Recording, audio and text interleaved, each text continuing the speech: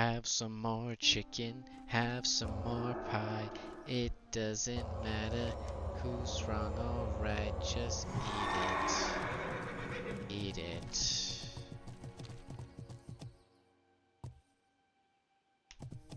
Ah, freak balls.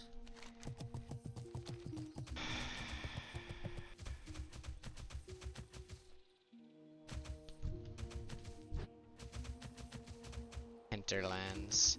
Okay, I'm in the hinterlands because I'm trying to do a dungeon. I'd love to do Zul'Farrak.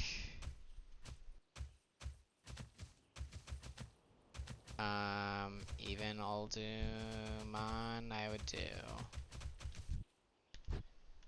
However,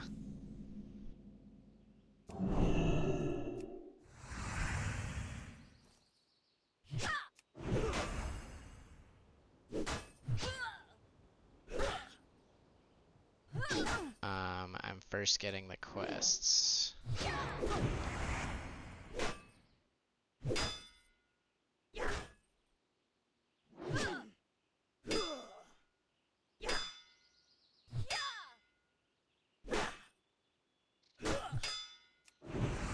Why am I being parried? So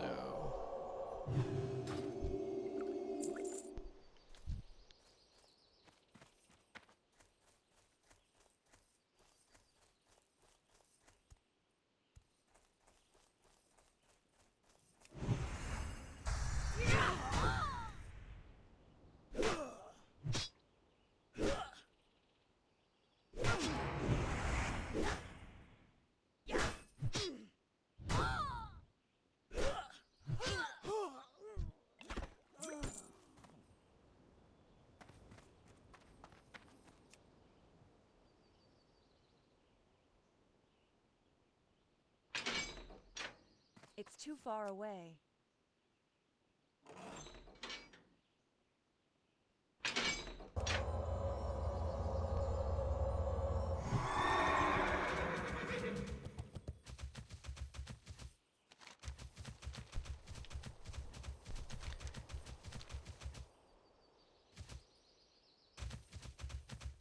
I'm trying to quickly do this quest.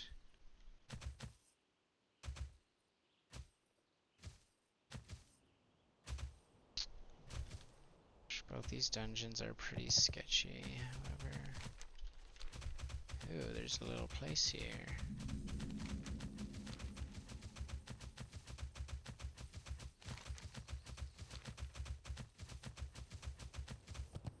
This one might be, no.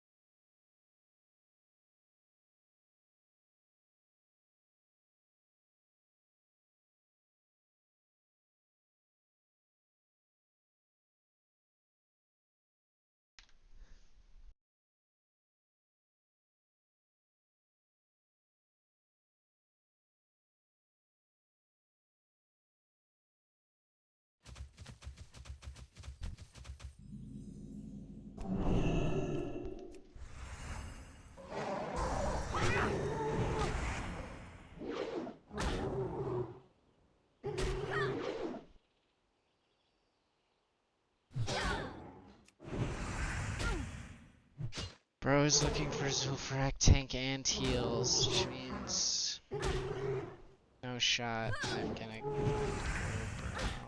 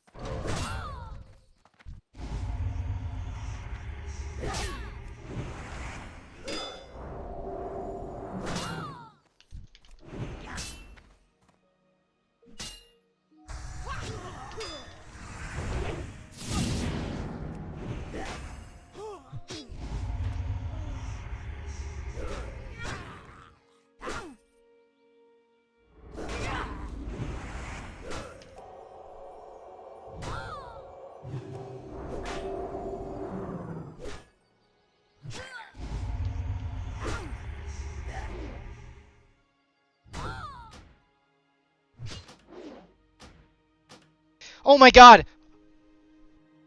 I can't cast that yet. That's still recharging.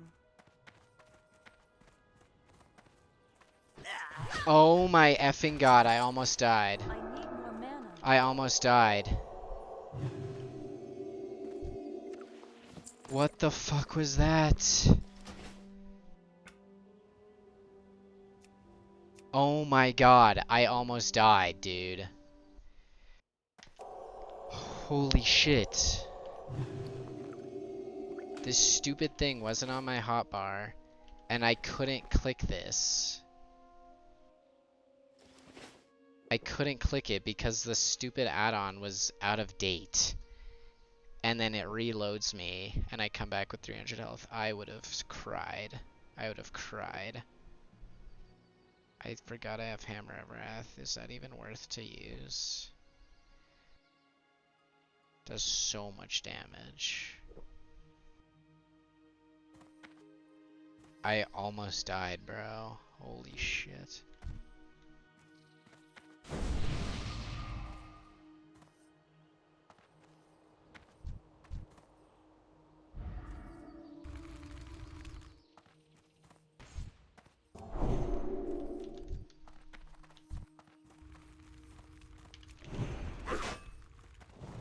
Okay, bro.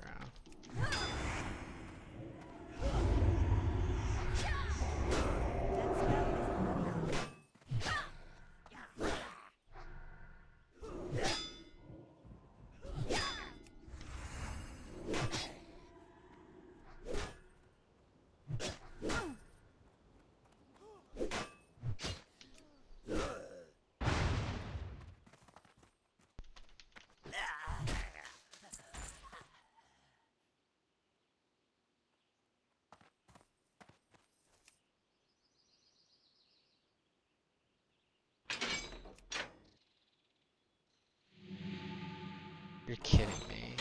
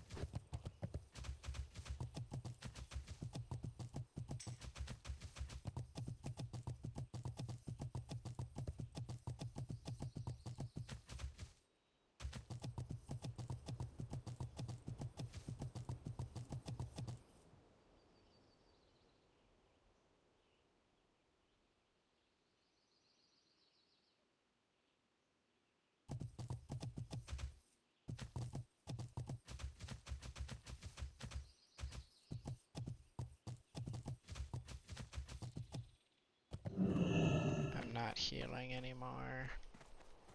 I do have my healing wand.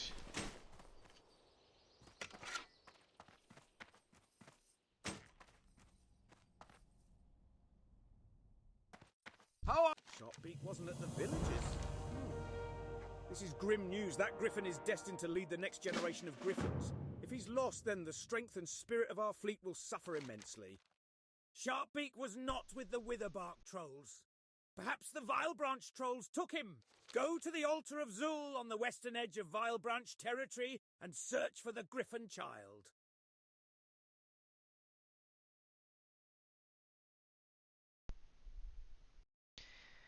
Alright, this one's harder.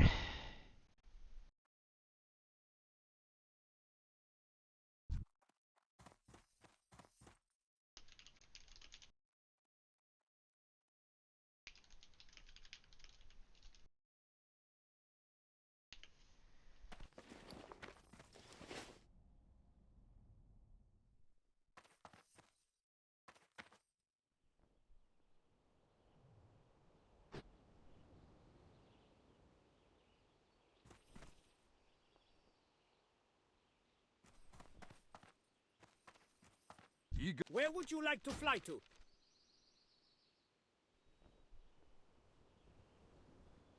Off with you.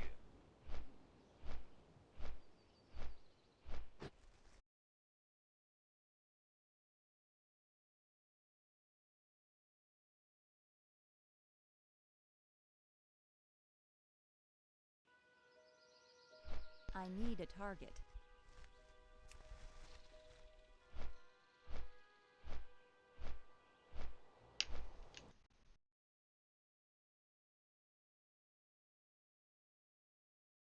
Can't believe I almost died to a reload. That would have tilted the crap out of me.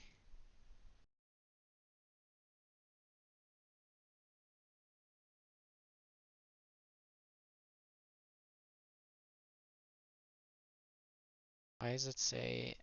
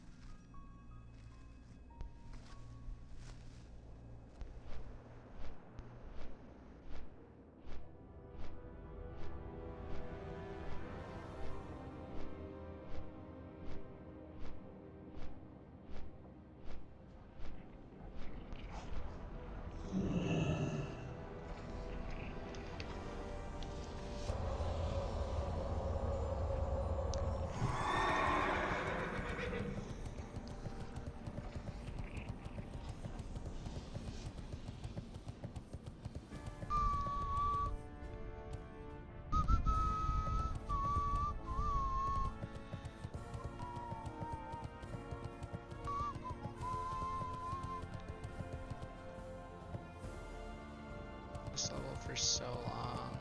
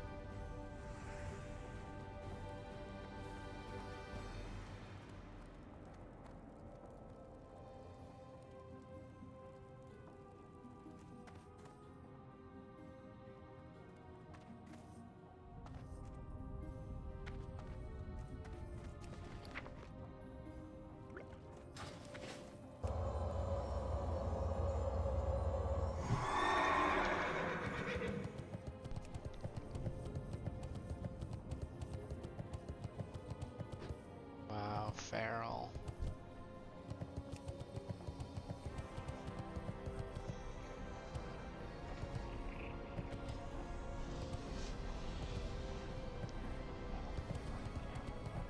What? The Wildhammer dwarves might have fast steeds, but can those airy pink I think griffins not. stand the heat of the Great Forge? I think not.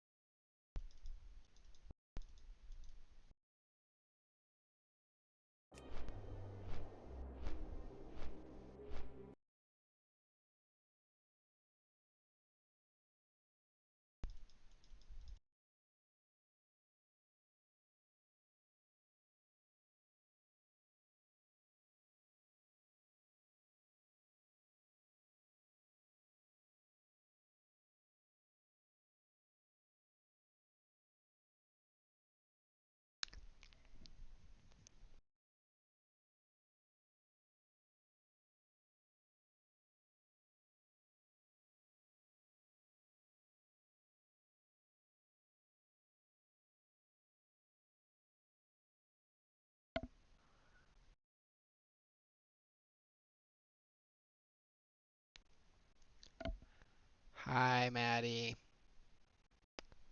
I'm excited too. I'm officially off until Thursday at 3 p.m. So I'm playing WoW.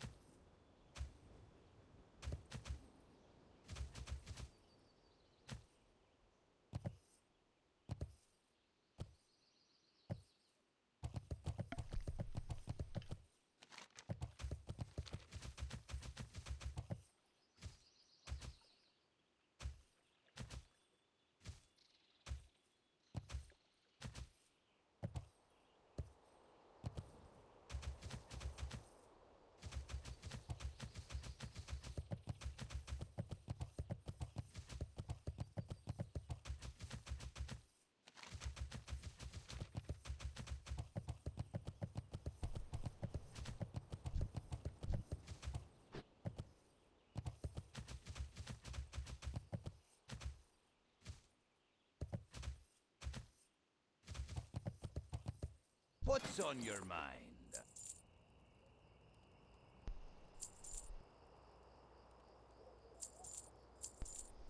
Safe travels.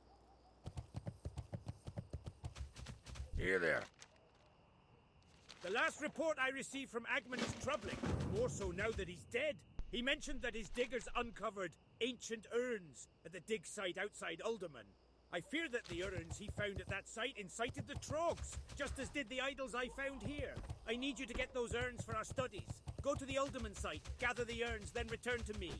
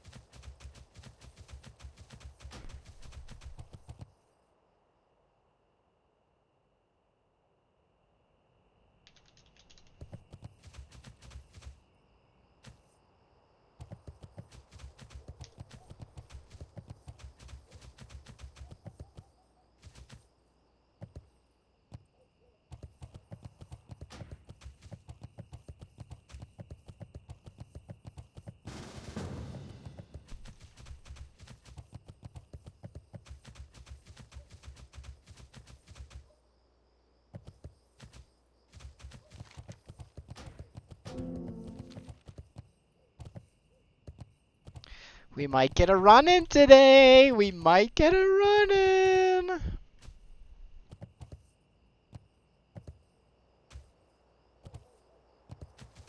Quest bar is full.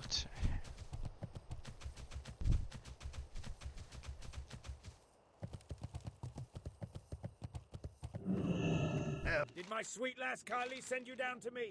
The apple of my eye, she is. I've heard about a newly discovered plant called the magenta fungus caps. They grow in clusters deep in the uldaman dig site. They may be elsewhere, but for now that's the only place I know they're at. I want to study their potential use in alchemy, and that's where you come in. Find the magenta cap clusters and bring me a dozen caps. Be warned, the clusters may spew out poison spores if jostled. Do this for me, and I'll whip up a batch of one of my famous restorative elixirs for you.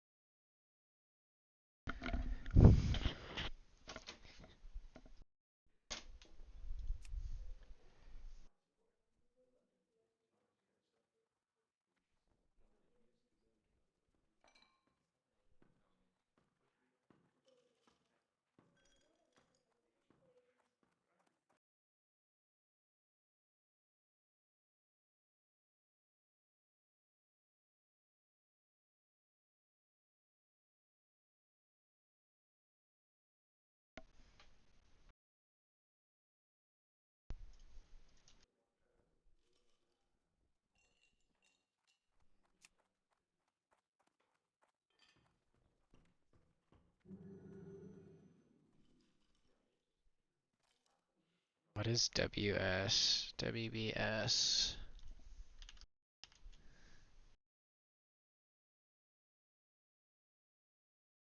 World buffs 920.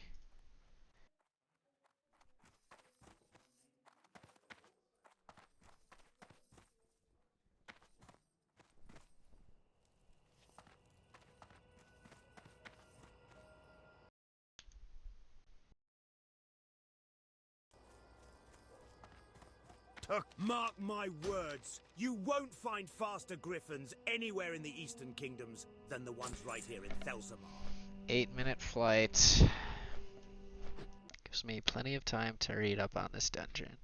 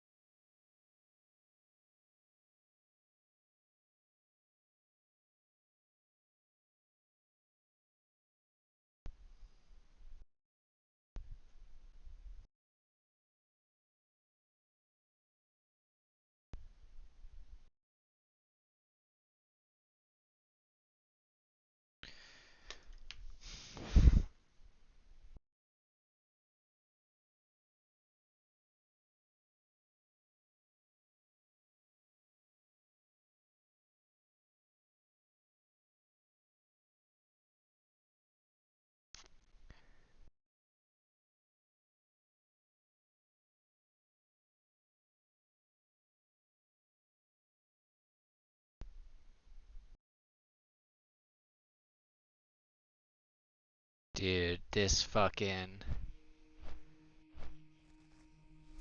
fight looks scary.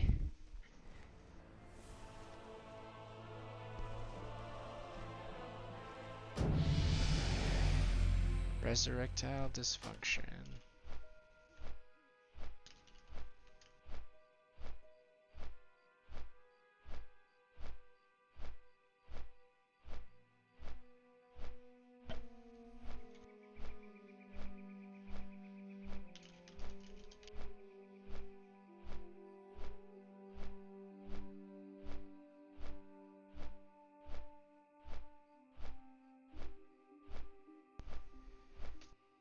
since when am I seeing these?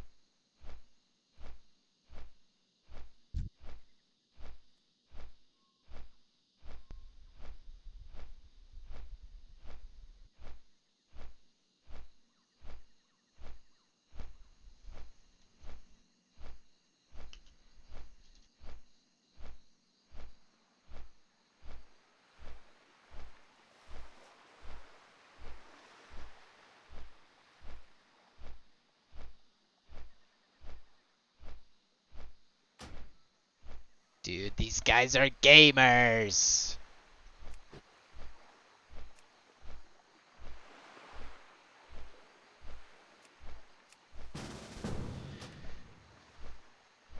Jumanji. Jumanji Games.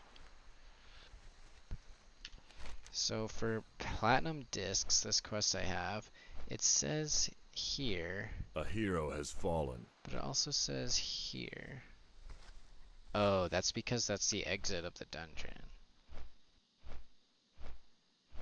I should get this one though.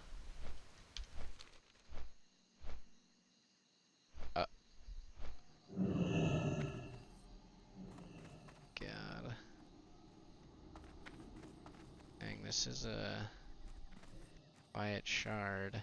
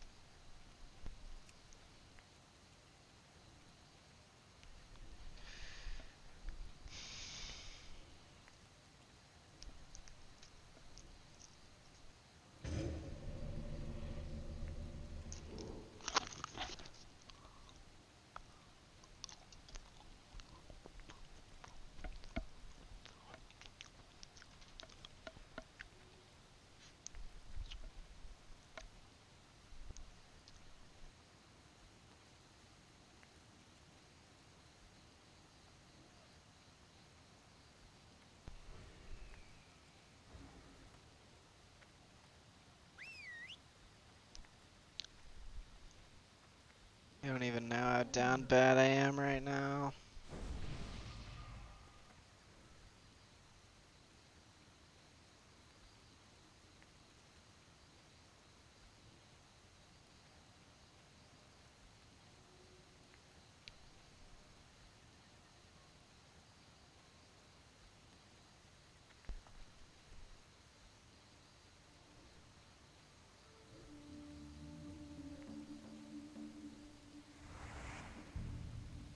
Do I like this pick from a month ago? No. It's stupid. I'll bide my time. The time is right.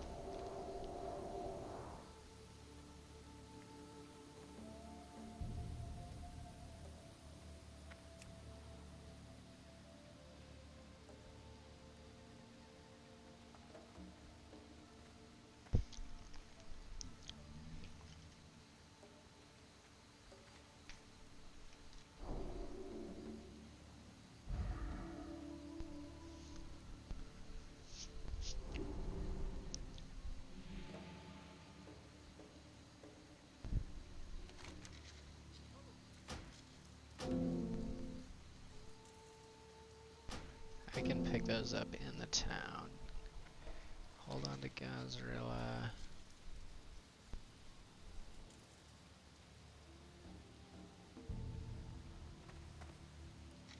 How can we not get a healer on this fucking server, bro?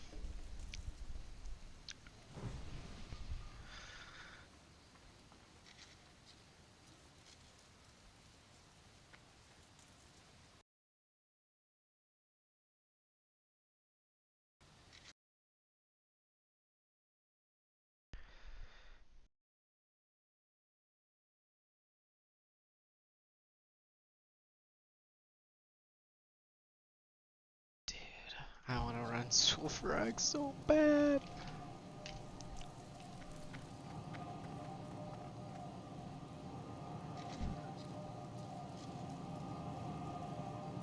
How can we not find a healer?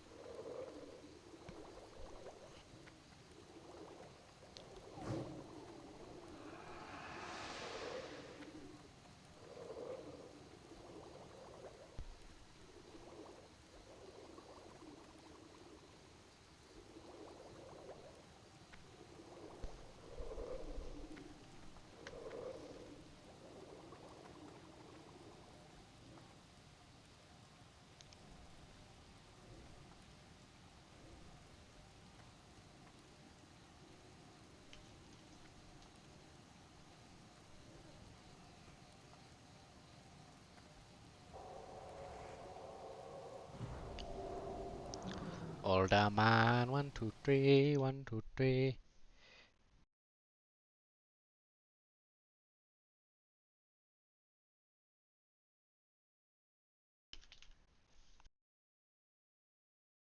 This is what we'll do while we wait.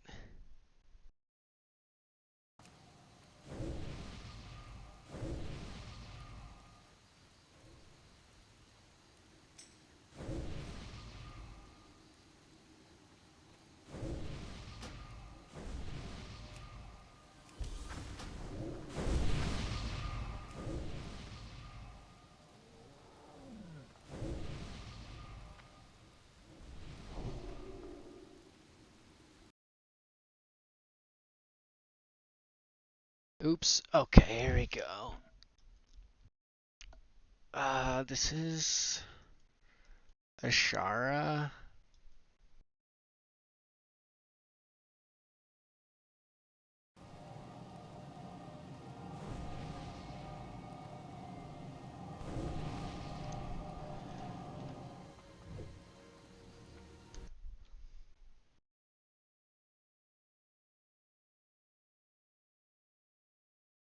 I was right, but not right on.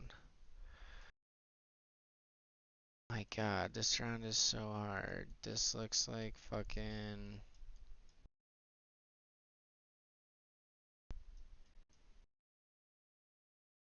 I don't even know. This part of Ashenvale.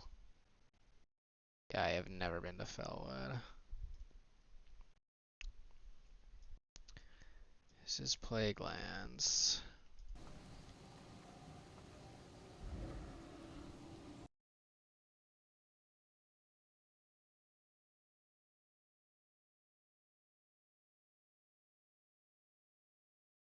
That's the worst I've ever done, guys. Alright, screw it.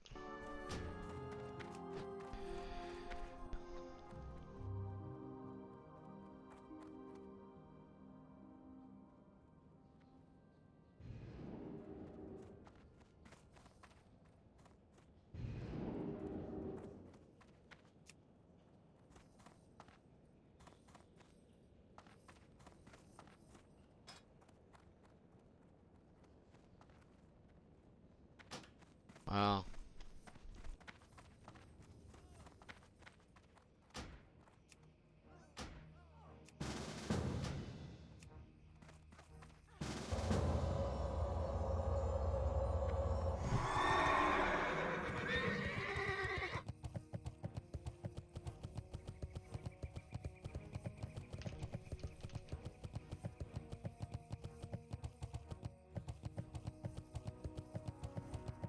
yeah, that's fucking too low.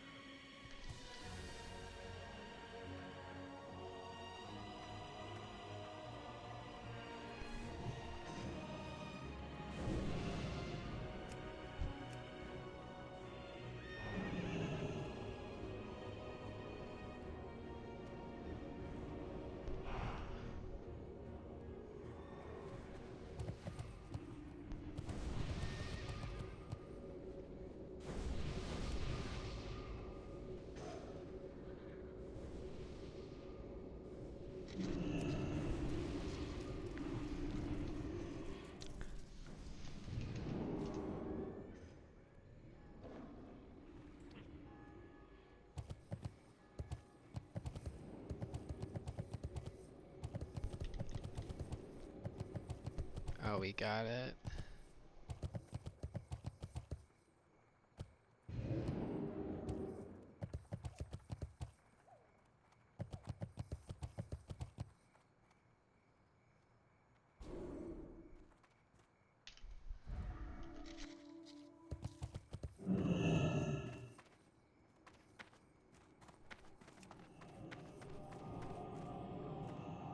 Greeting. Where is it ye would like to go, lass? For just a few coin, my griffins can get ye there faster than even the swiftest horse.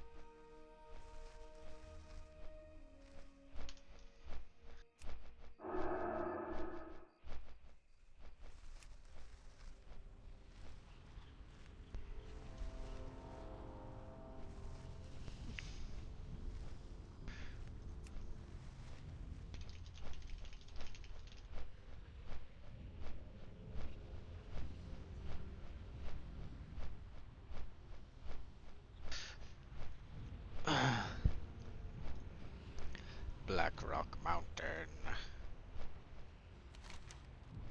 Steps.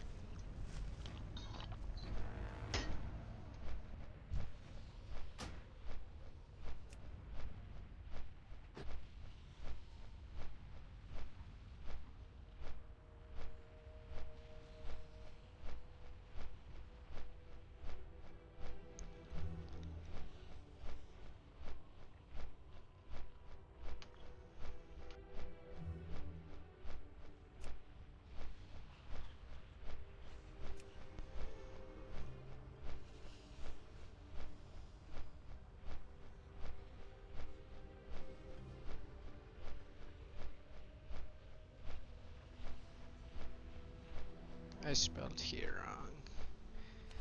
I don't even know what is in the Searing Gorge. Probably a big boss.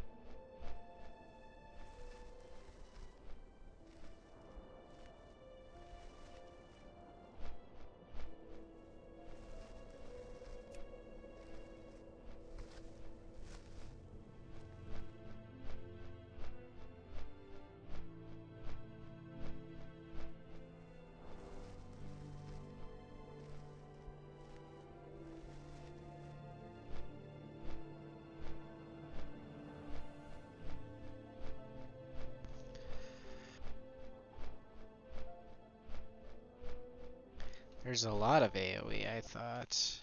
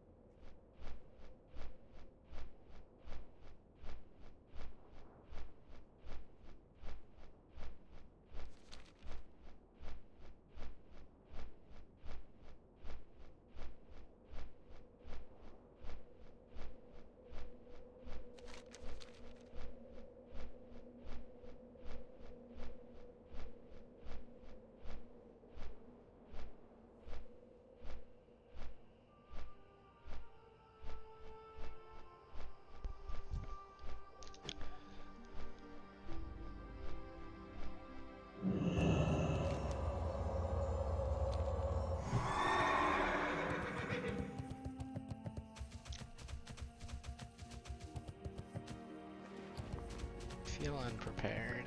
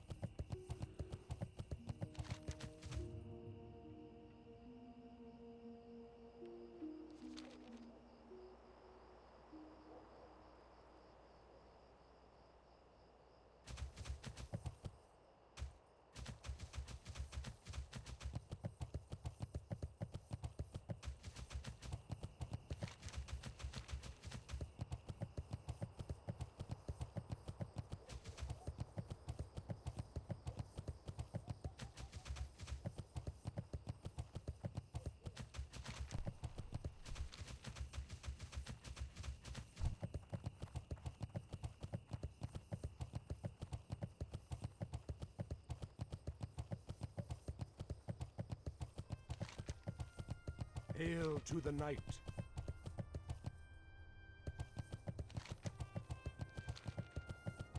Hail to the night.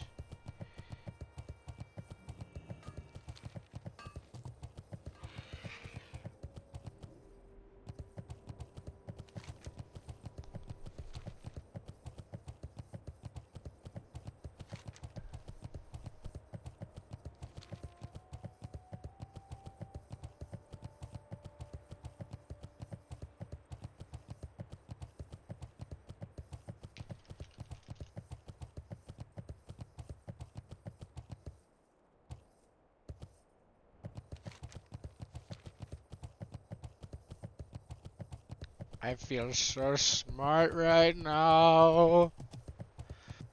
Yellow, last room. Kick.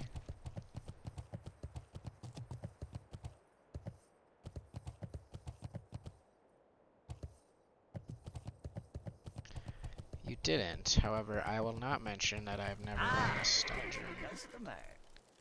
A while ago, I had an incident with the Shadowforged dwarves.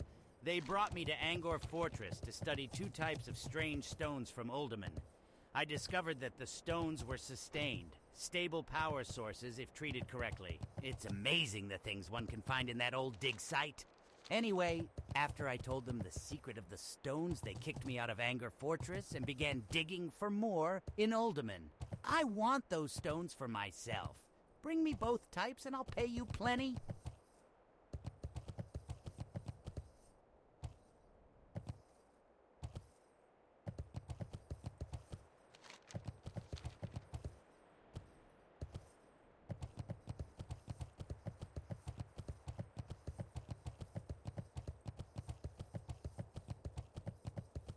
What's on your mind?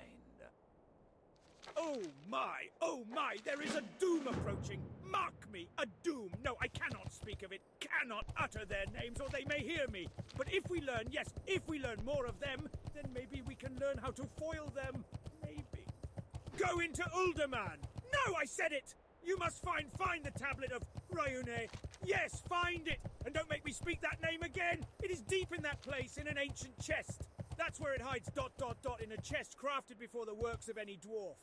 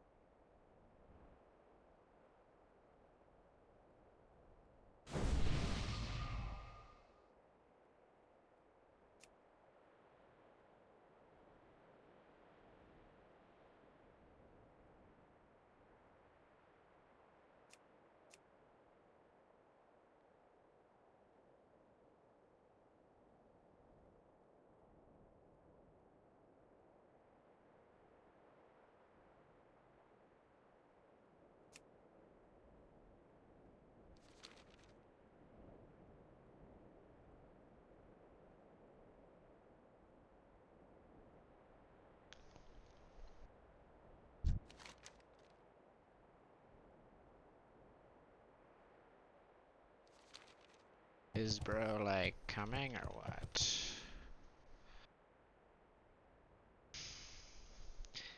This gonna be fun.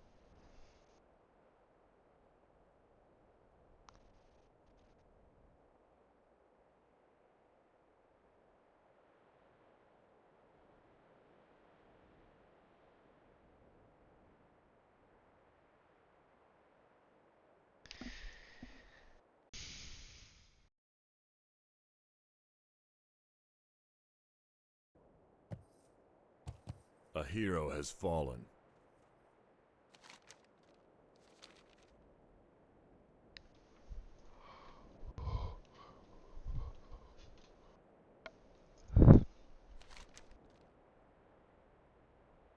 Where? Okay.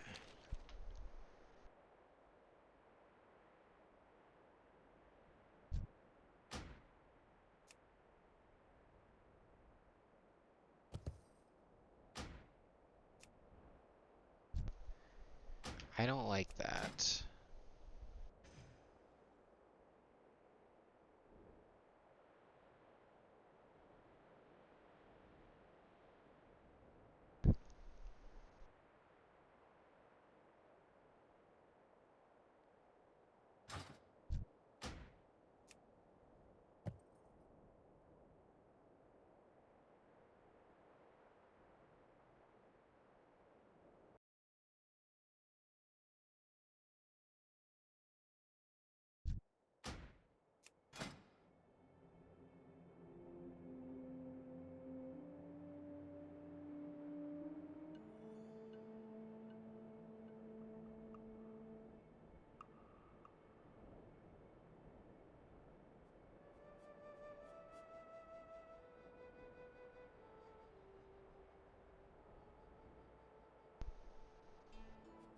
This guy is pretty geared.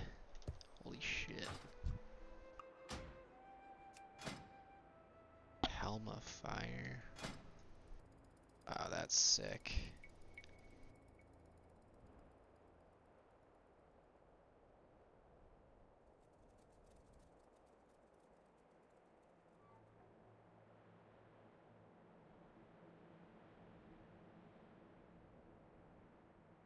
A hero has fallen. Oh, I should get that.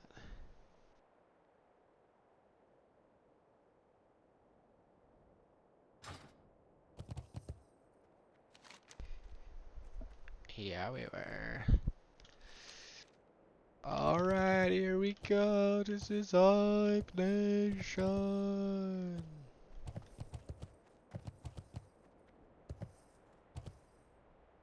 Mhm.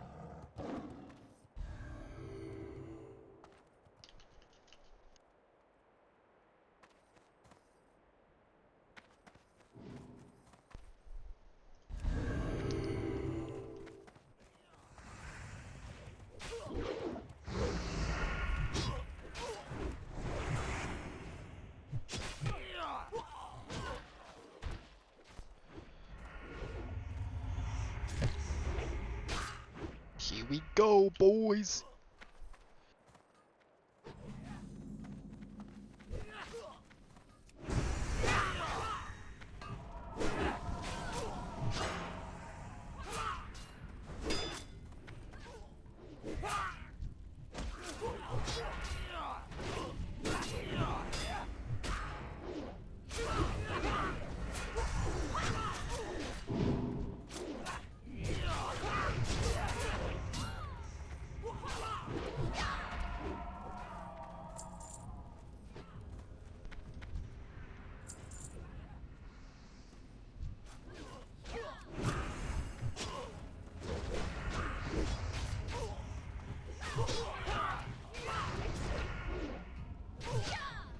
I have a lot of trust in this guy.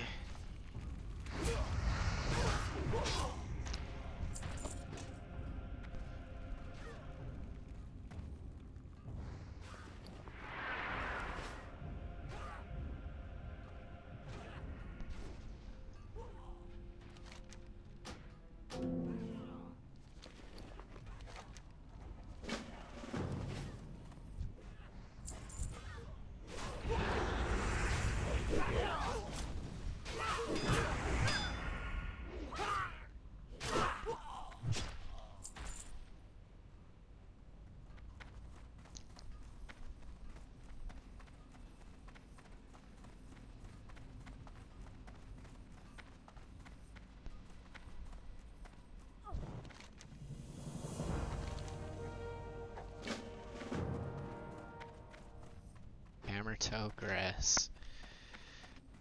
Like camel toe grass.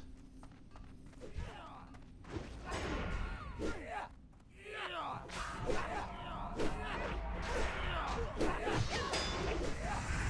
at these buffs. Shadow Wand Axe.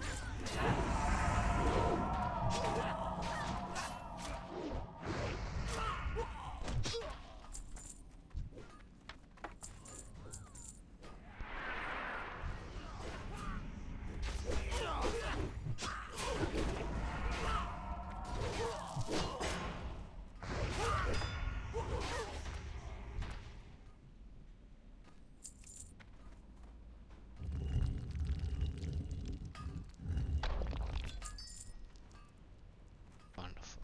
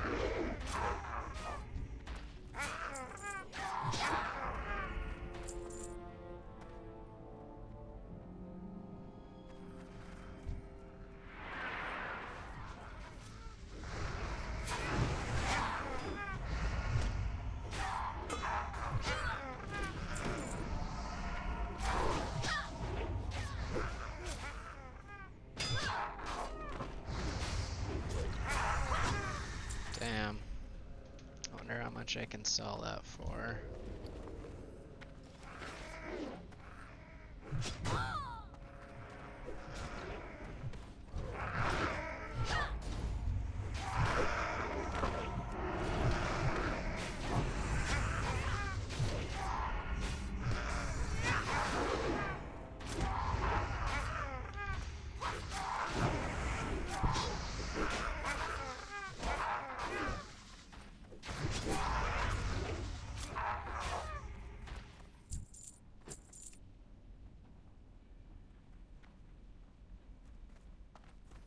I can't loot that right now.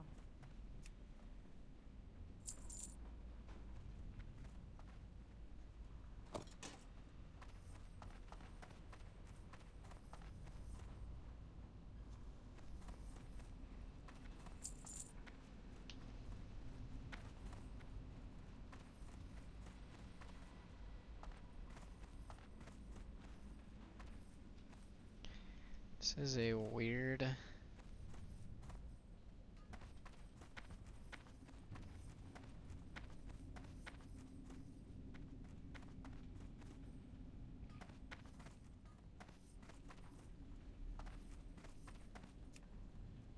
A weird ass dungeon.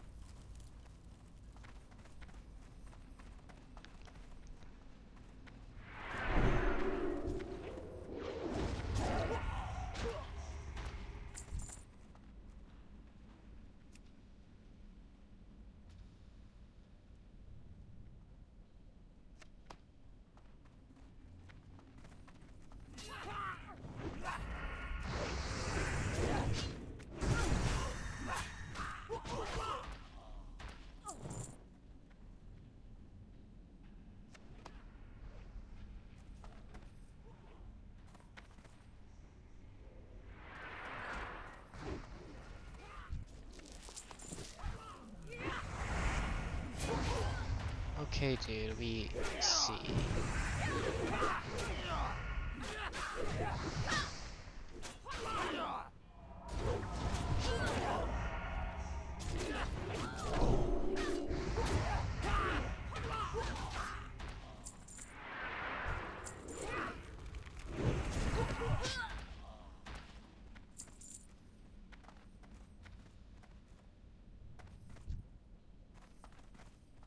Oh my gosh, that wasn't even the start of the dungeon? It's insane.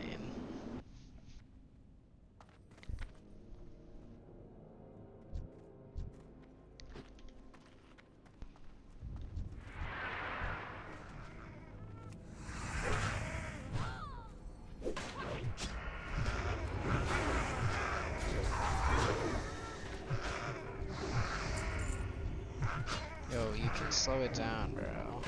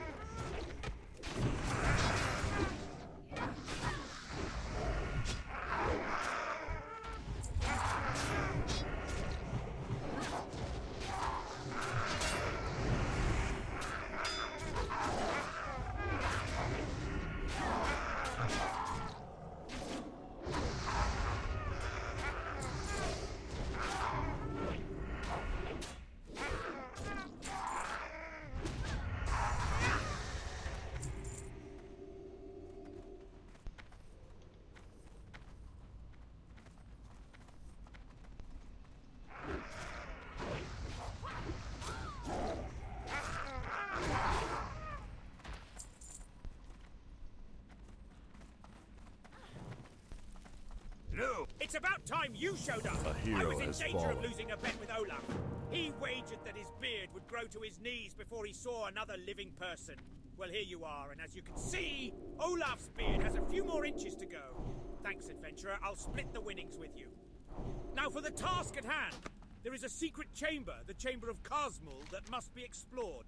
The problem is that the chamber's behind a huge locked door. It's a lucky thing I know how to open it. I've described everything in my journal, here on the table. My band and I are stuck here for now. So you, adventurer, must find the Chamber of Kazmul. Read my journal, explore the chamber, then report to Prospector Stormpipe and the Explorers League in Ironforge.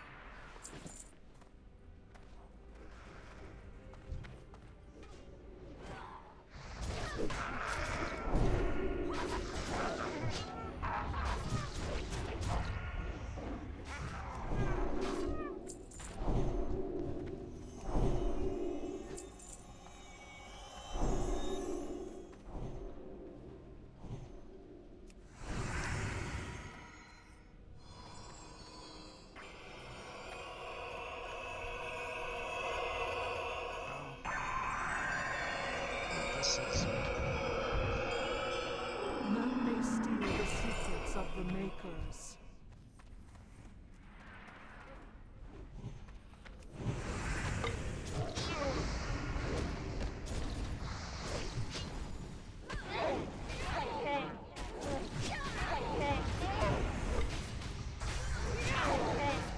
What horrible noises is she making?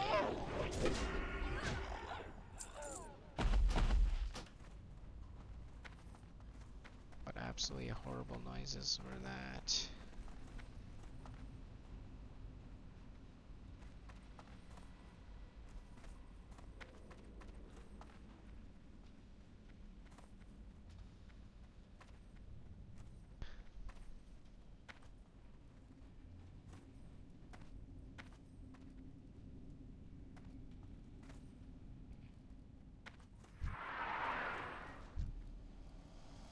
Oh dear God. Next up.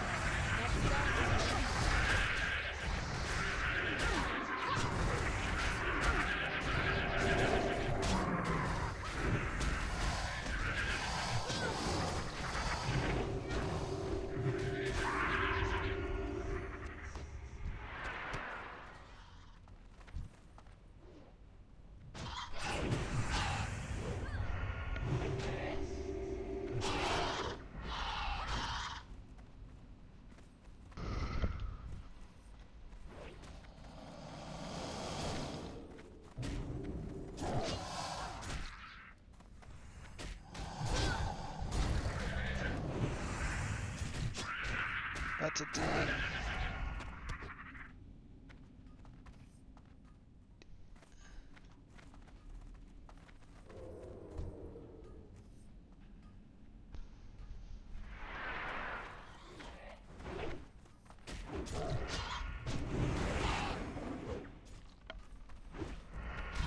Any second here. This one probably.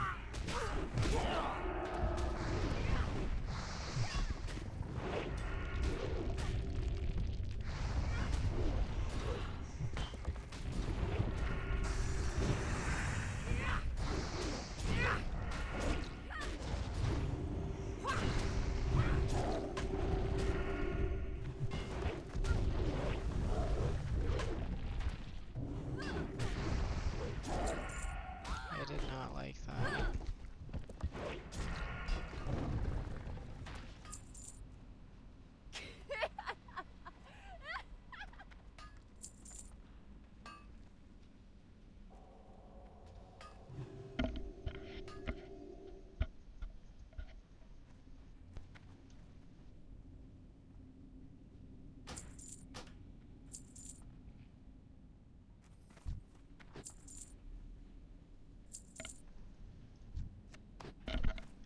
Banana bread? I can't believe I didn't win that shit. Are you kidding me? Bro's reared out of his mind.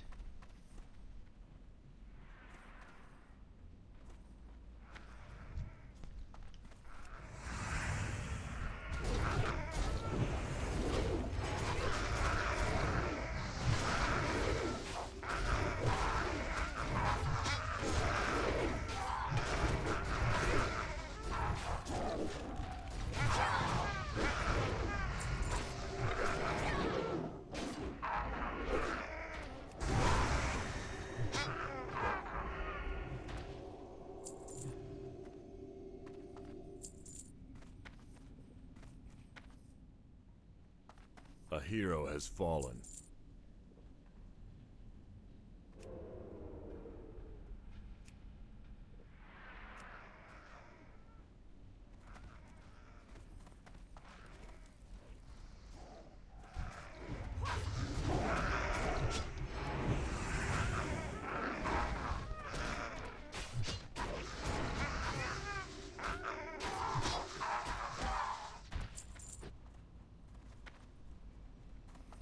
A hero has fallen.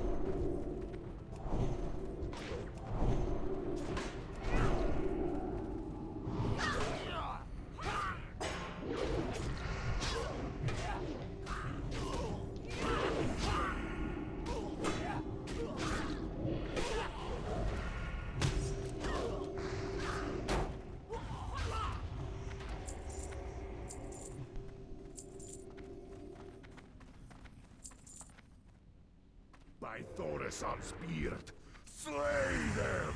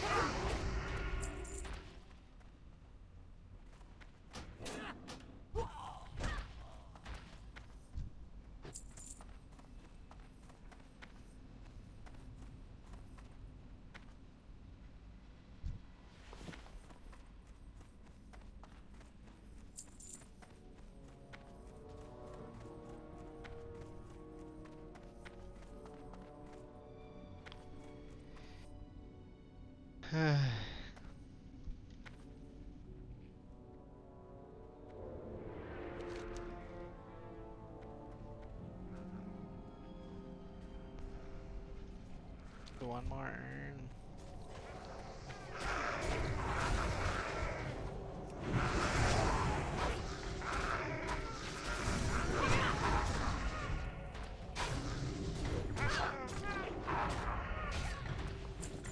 I don't need to finish the mushroom quest, but I'd love to finish the urn quest.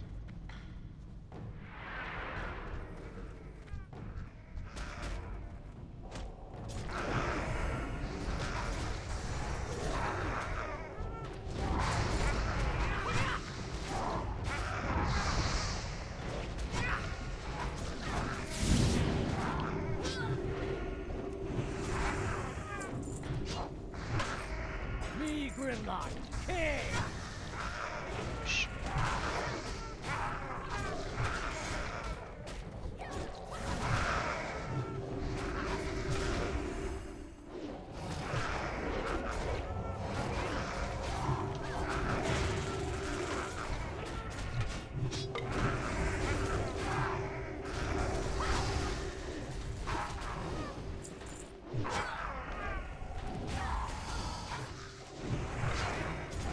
scary.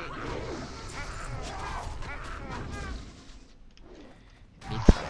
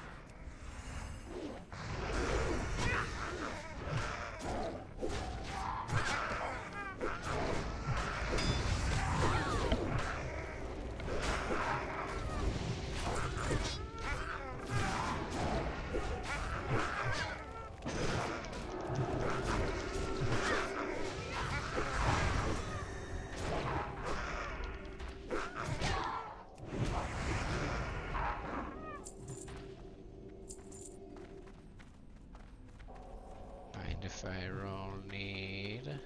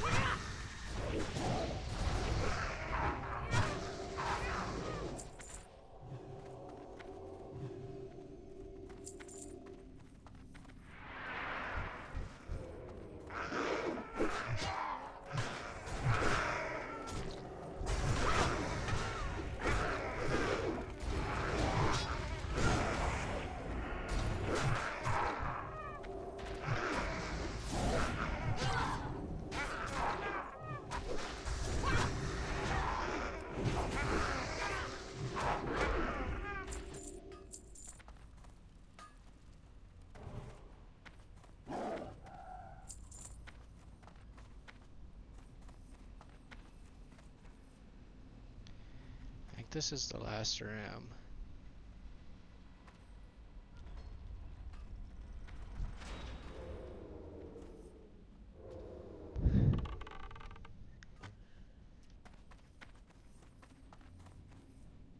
Holy shit.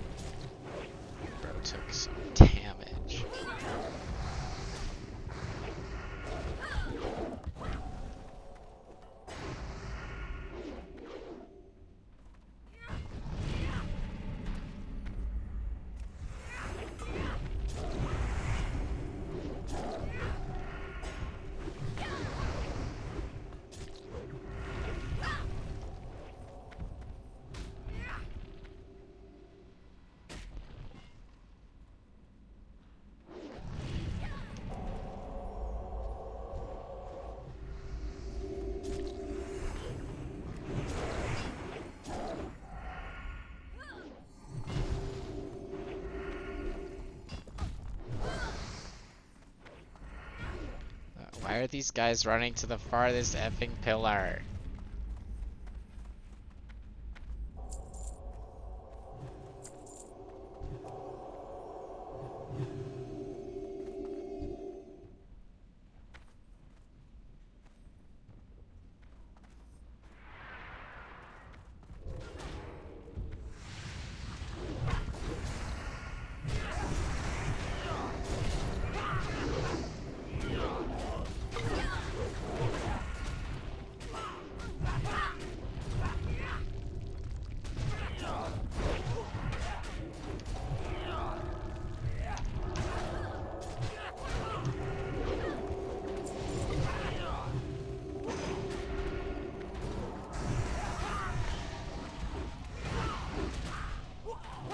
God, that was sketchy.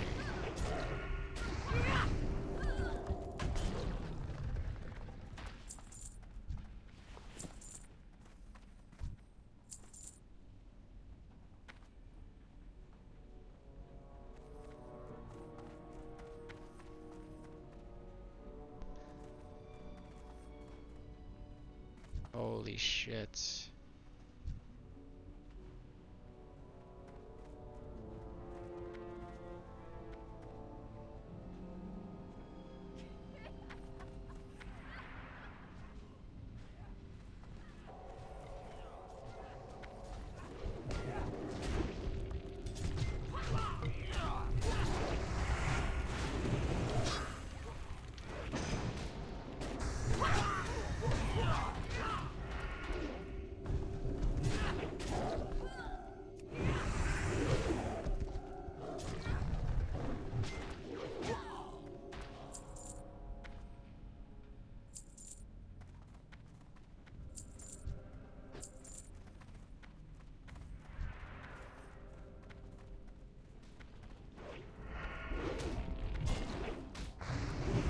I would love to do the easy mode, please. Easy mode, please.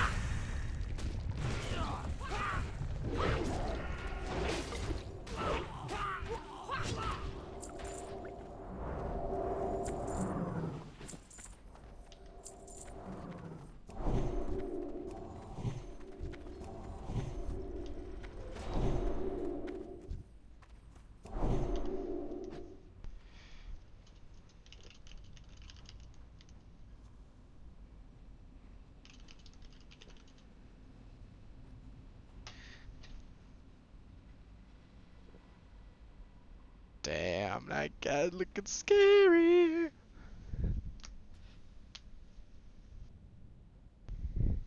As soon as he starts speaking.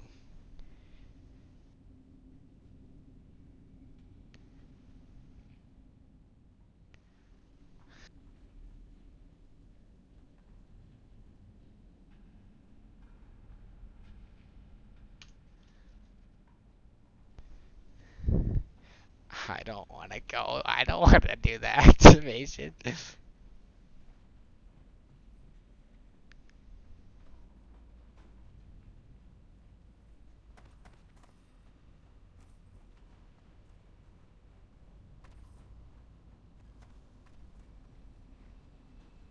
Dude, oh my god. I'm gonna start the... I'm scared. Dude, you guys are the gamers. I don't want to do it. I don't want to do it. Yeah, go in there, Druid. Go in there. Oh, oh my god. Holy shit.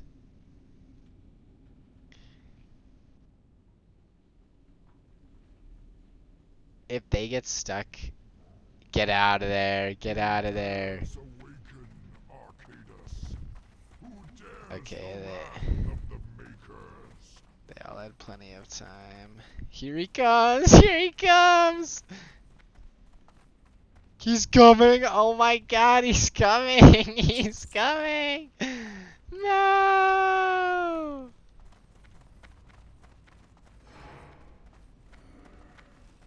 Here he comes! He's not happy! I'm so scared right now.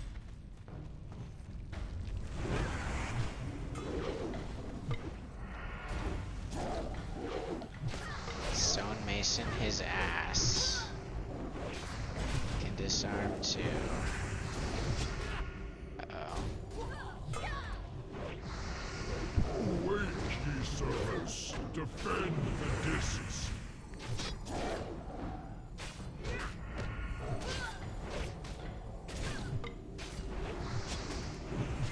To my side, brothers.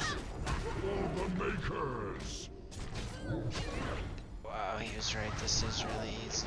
How much XP are we gonna get? 15,000!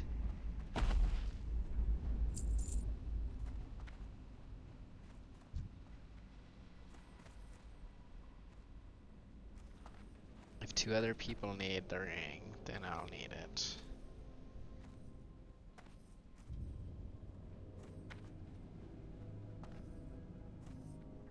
Throw past. Come on, Hugs. Need the ring.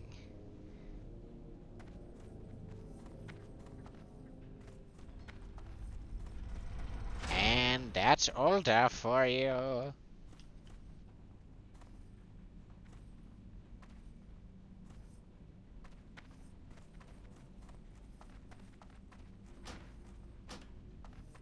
Really?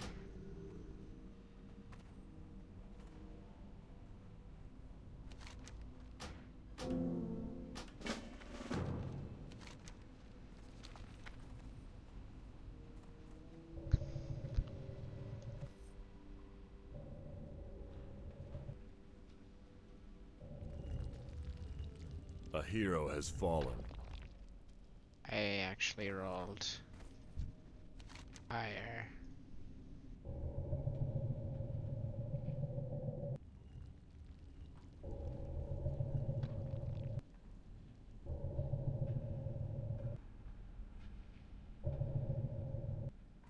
Holy shit.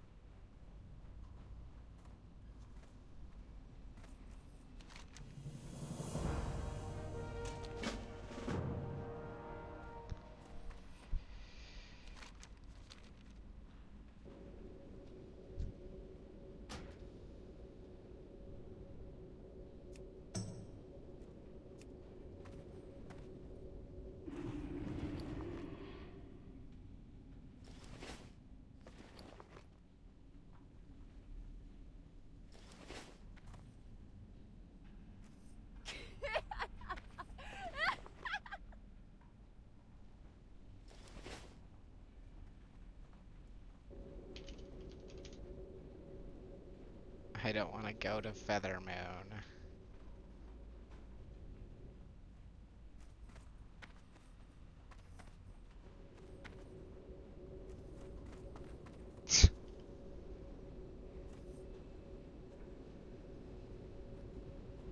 Got half a level there.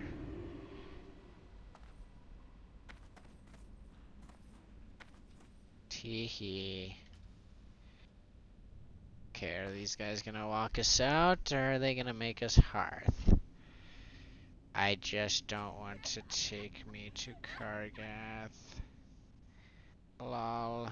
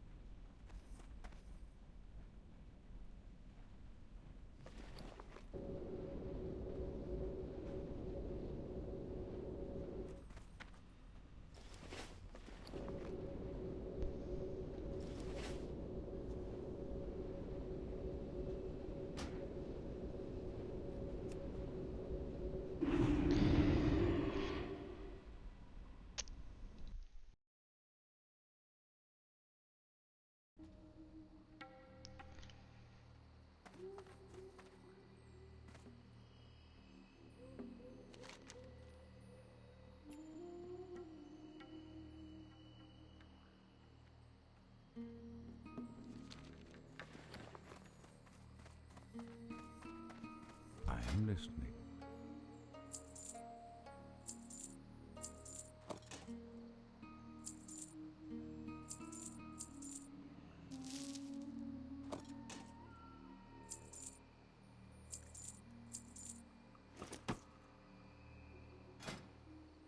It's a nice hat.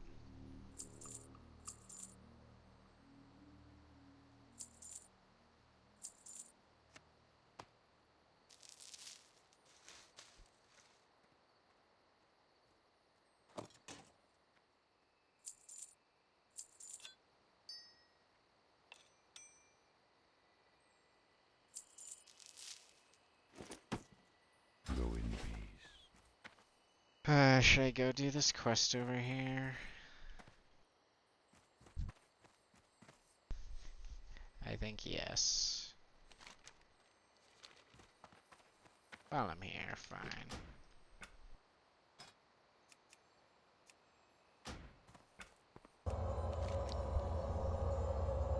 I've got ropes.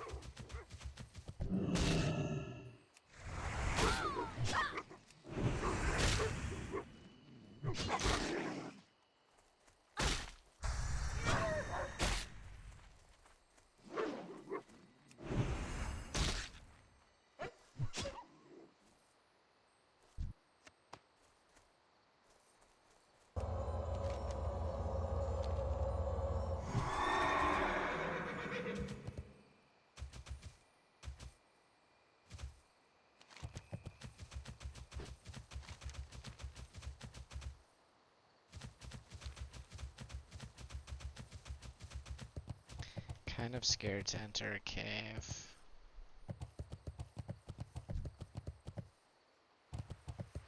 Do as I must.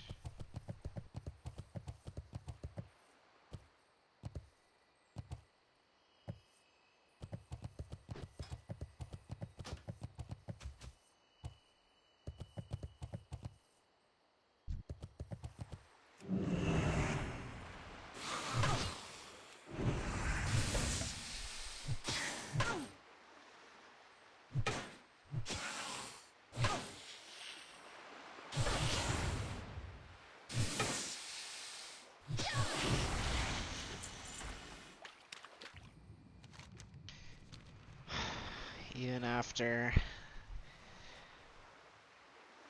still not even, I'm 30k XP away even after doing that dungeon. But I should be at it after I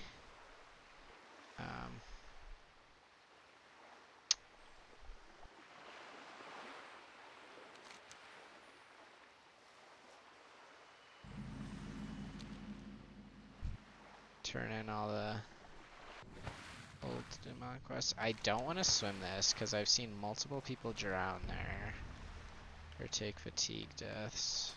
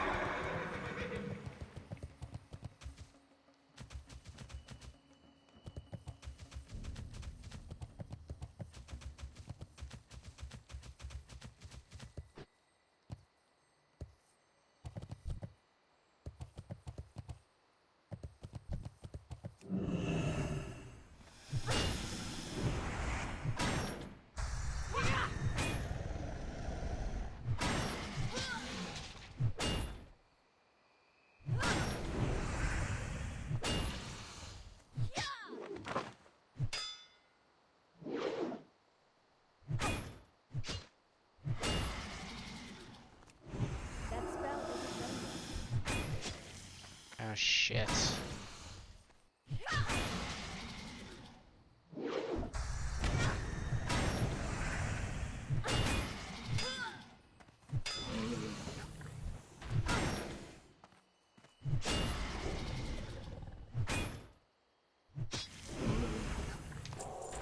Hated that. Hated that.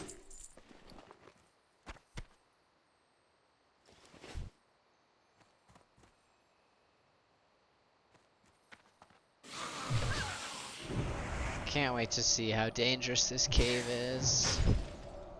I could wait for Hearth.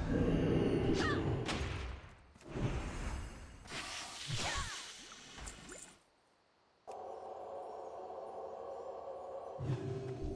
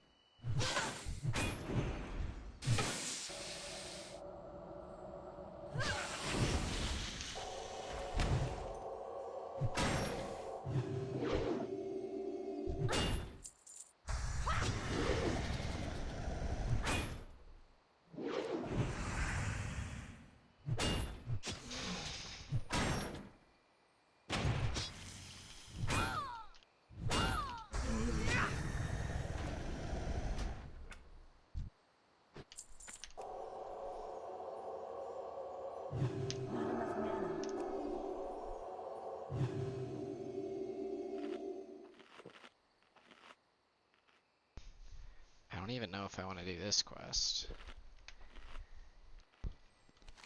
He's in there, bro.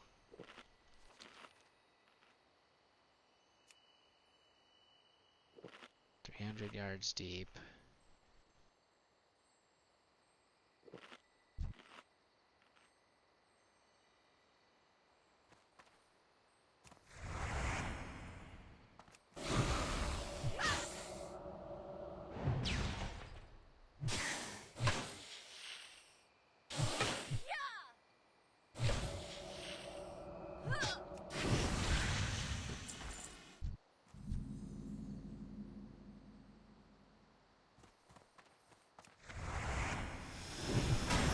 Look at that.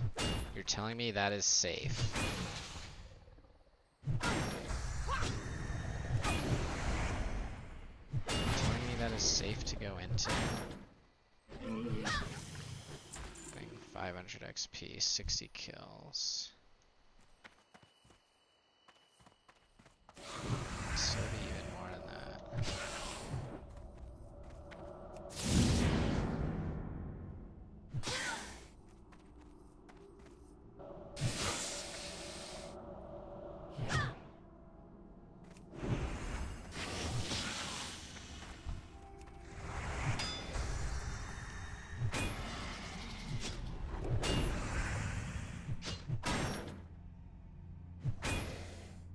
Depending how dense it is in here, I might just turn around.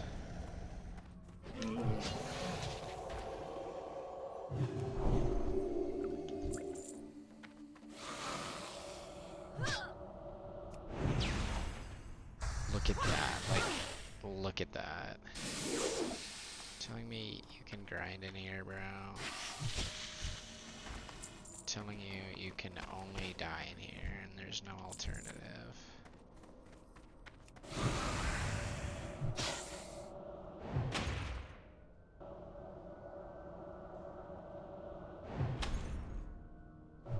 About my hearth.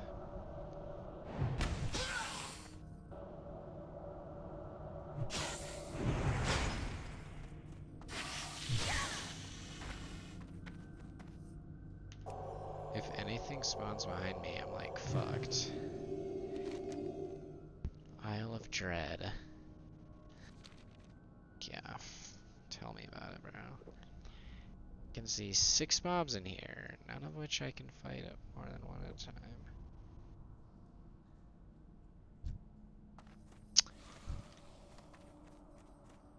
Fucking wonderful.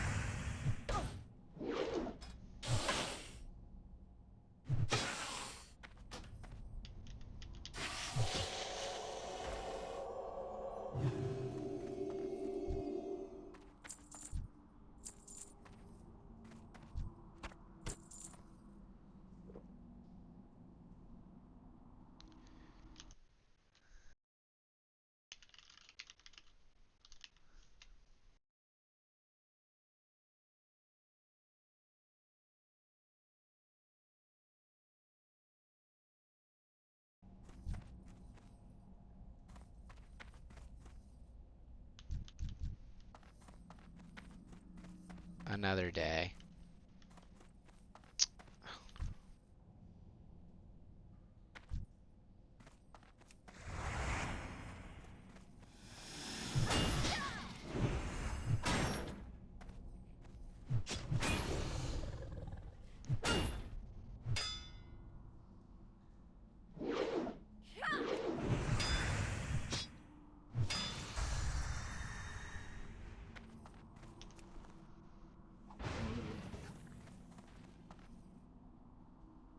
Hammer of Wrath is nice to have.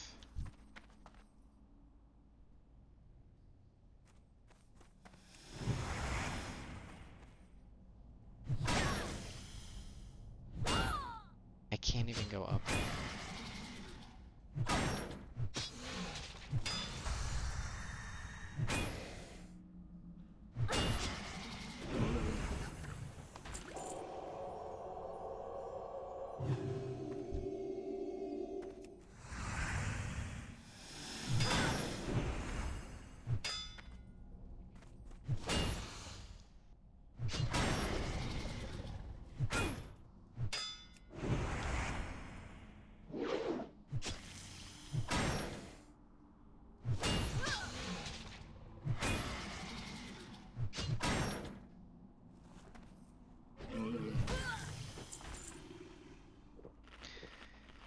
I don't want to die today.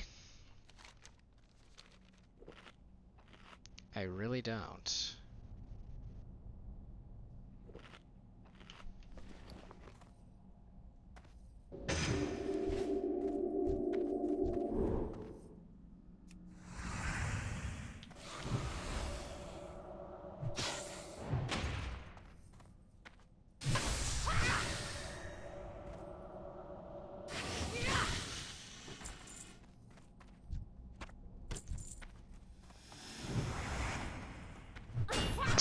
I shouldn't do this. I want to keep going so bad because I've already spent 10 minutes here.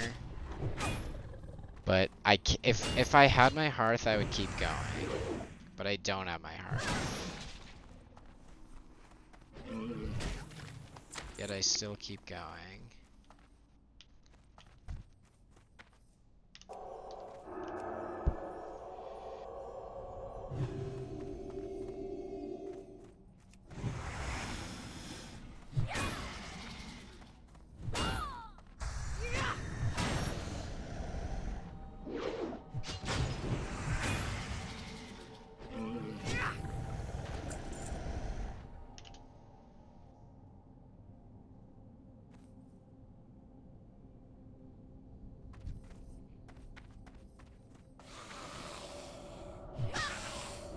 Thing is, I'll have to come all the way back out. He's right there. Oh my god, he's so close.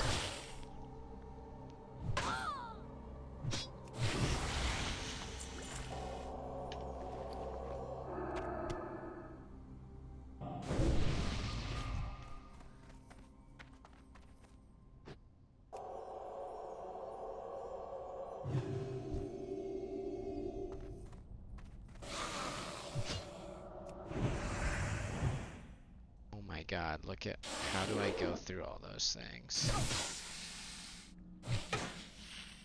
Okay, it's not as deep as I thought.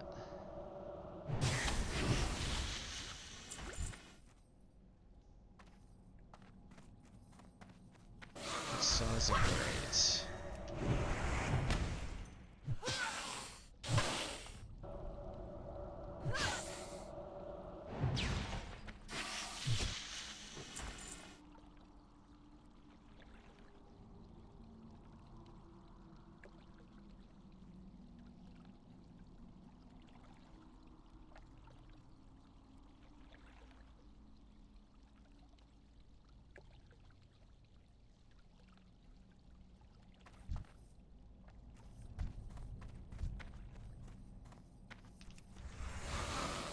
Okay, so I went to the I went to the quest page. This is the only I can clear all these one at a time. But the question is, can I pull that without pulling the boss, which is likely no.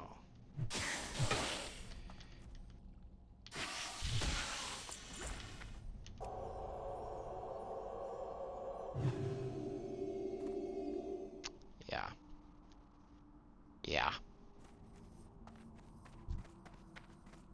Yeah. Oh my god, how the hell do I do this? I might die. Slowly but surely. We will get out of here. I need a rescue. It's doable, but it's way not worth it. 3000 XP. Alright. How many? I have a lot. The only thing is the mage is slow. This is so fucking scary. Come here. Oh my god, a dude is here, a dude is here!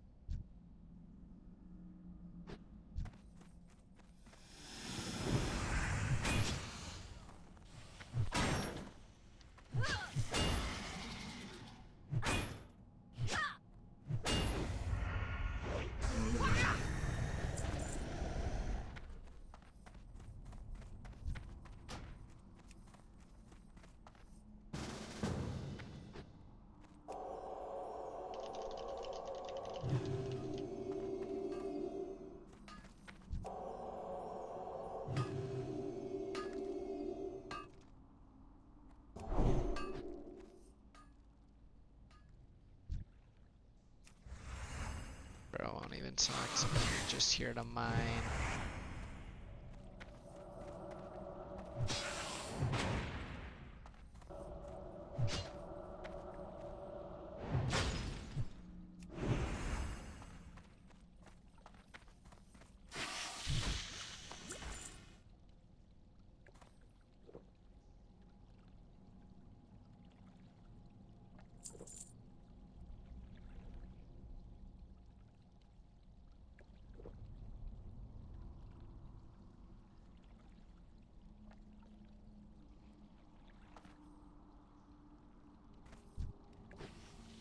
Holy shit.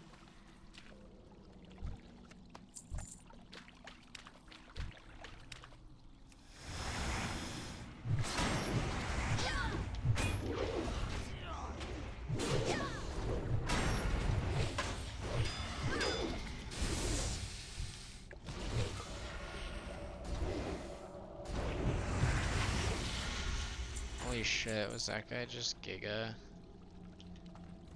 Oh, we did it.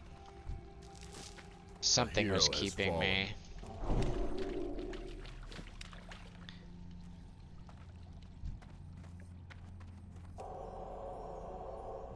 Something was keeping me from leaving.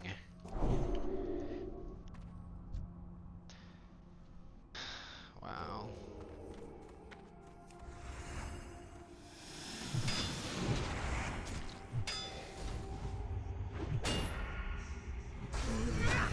It kinda decapitates people.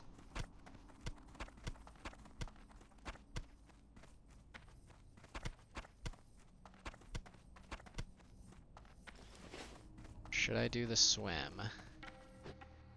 I say no.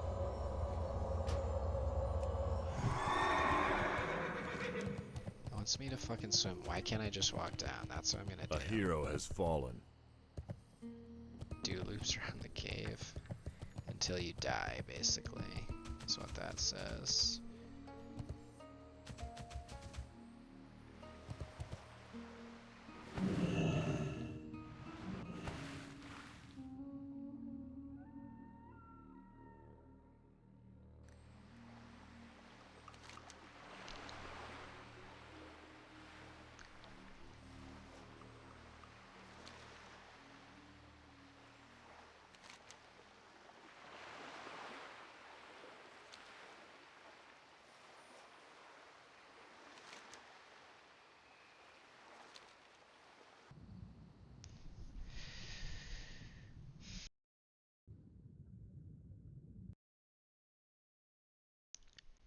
How have they not updated their world invites?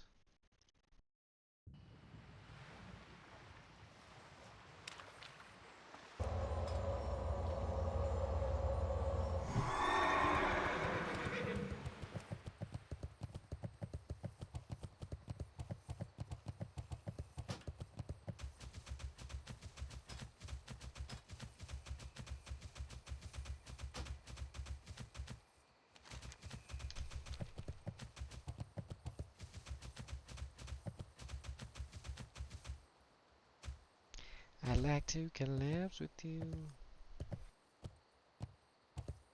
Can't imagine spending 5 hours in that cave. I would have a hernia from stress.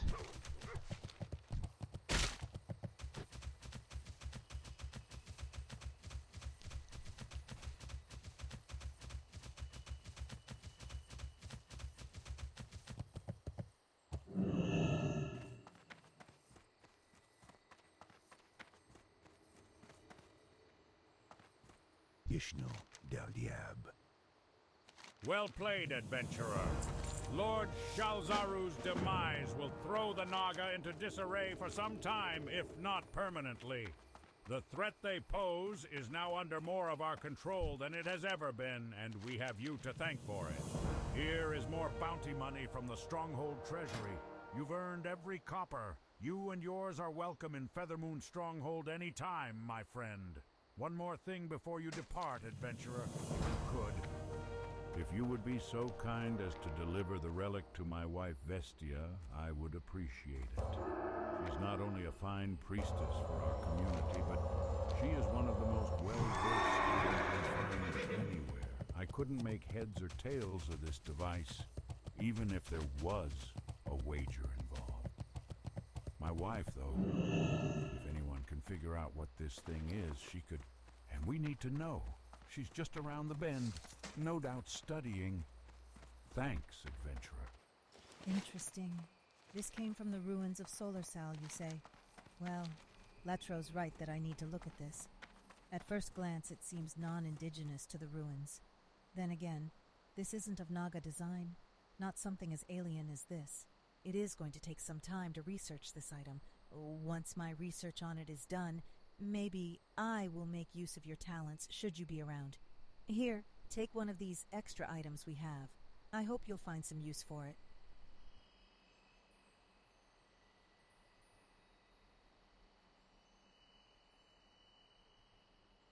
Wow.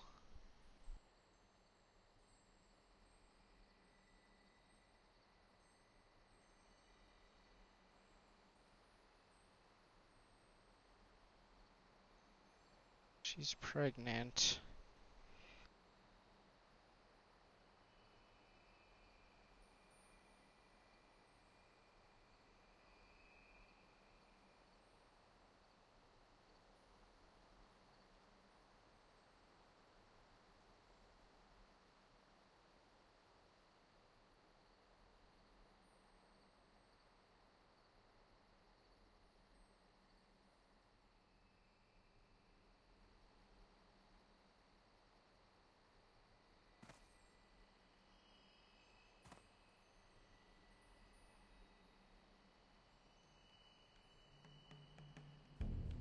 All an hour at this level.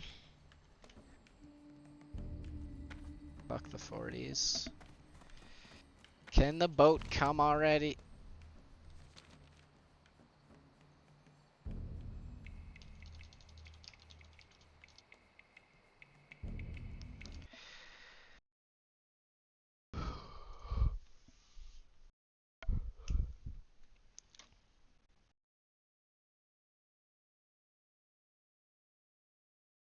at the end of this if he wants to play for like 90 grand a year. Uh, and if you have enough of those components, you might actually be able to put together something that, like, say in 2022, people would consider a really great team. But, you know, behind the scenes, you're looking at it in 2024 and you're like, all right, some of these guys haven't played for a bit, or they haven't played in this way, or they, you know, but like all together they look like they could be really good. So yeah, it is very, very funny. And then the third thing I'm going to say is, oh my god, everyone I talk to is just freaking out over mid lane. Apparently, people are just like, mid lane is a disaster. No teams know who to sign for mid lane. There's a very good chance that we see, like, you know, I guess JoJo and Palafox being like the only NA mid laners. Maybe Jensen slides in somewhere, but like teams in general just don't know what to do in the mid lane right now. And I think if anybody wants to like, to Jack's credit, if this JoJo thing is true, like, he did a good job of solving that problem for himself immediately in a world where I think a lot of other people are going to have a hard time. And by the way, I'm not trying to shit on other mid lane talent. I'm just telling everybody what I'm hearing from team owners is that very few team owners feel very confident in the mid laners that they have access to, or that they feel they have access to. So you might be listening to this, watching this, and being like, well, what about X mid laner? Well, for what I can tell you, there's not a lot of excitement around some of these guys. So I think that's a big question mark, where you might even see some autofills. I don't know. But yeah, mid lane stuff is very, very funny. And then I guess I'll say too, I've heard some teams are like cutting food budgets. Where like, hey, you're gonna be feeding yourself next year. I think that's the thing. And then, the last thing, which I think Sheep Esports kind of alluded to, I don't know how much it's been talked about, but Golden Guardians basically, from what I understand, had a very similar situation as what happened to them in, was it 2021, I think, where they got... You were 2020 November, I was there. Yeah, you were there. Yes. Yes. Where they had like a superstar lineup potential. I think Vulcan was maybe going to go... I'm trying to remember. Vulcan. It's been reported a little bit on what this like pseudo roster was going to be. And then basically GSW came down and was like, yeah, fuck that, we're not spending. And in 2020, it was because GSW was losing all this money because of the pandemic and its effect on traditional sports or whatever. This year, we don't know why that's happening. My biggest theory is I think there's a very good chance that this team sells in the offseason. And I don't have like a source being like, oh, they're going to sell to this team or anything like that. But the fact that everything went frozen on them in the middle of this offseason, and there's no clear answer as to why, like, I feel like they're a pretty good target for a team to pick them up. And I really hope that all the amazing staff and folks over there and everybody that I like get through that, ended up in an even better position. I do, it's always fun whenever we're speculating on this stuff, but I also think it's really important we all remember the people who are working at these places who might be in a really spooky spot right now, because I don't want to make light of that. But I do think, like, something is going on over there. I am fascinated to find out what it is. We'll have to see. But yeah.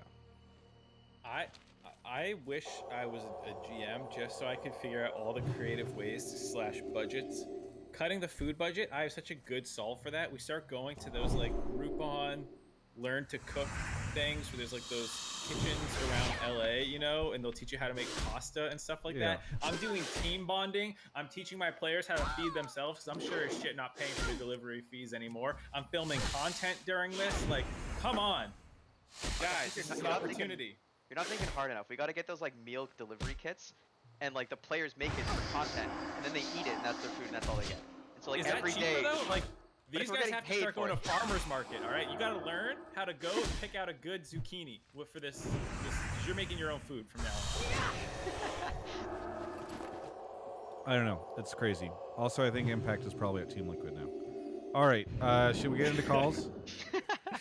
Well, I thought you were gonna leak stuff. You didn't leak anything. I thought you were gonna leak. You said you're gonna leak everything. Leak it. Everything? Well, one, not everything is leakable. Jonathan, you've got the spreadsheet. You think that this shit is done? Like if it's leakable, it's just not accurate. Just say none of this is accurate. Okay. I mean, you want to be the TMZ of esports? Now's the time. Yeah. I mean, okay. One, let's see. What can I say? I think EG is going to go mega budget. I think there's a good chance that they just end up like promoting some talent that's been within their development system for a little bit, and then they bring in some other folks that are sort of North American talent or sort of are on the cheaper side. Like I could see this being a spot for like Poom or Chime or maybe even Treats. I think Golden Guardians is everything's crazy over there. I feel like there's a pretty good chance that Vikla and Prince just boomerang. I mean, obviously, people don't have them in for Fly, but I just don't think that they'll end up landing someplace else. I think Hunter T also goes... What? For the Fly thing, it was reported by the Sheep guys, I think, correct me if I'm wrong, that they planned on doing Whippo and Inspired. Whippo Inspired, Masu.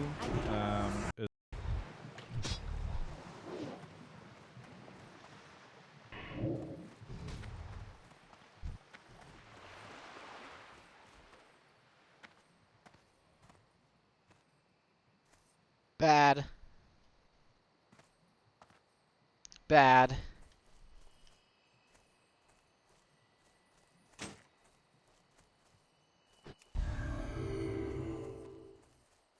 Holy shit. I see why it told me to not do that. Holy fuck, I did like 0 damage to him.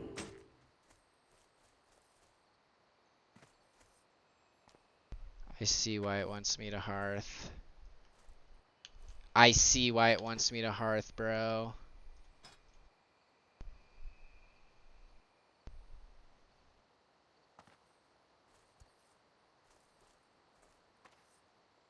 This might be too risky.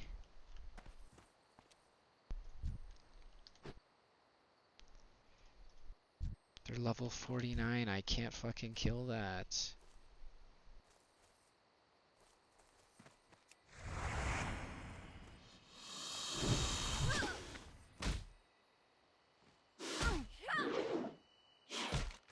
Get me out of here.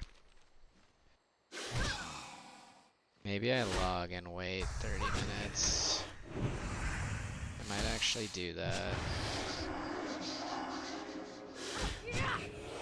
I won't though, cause I ain't no bitch.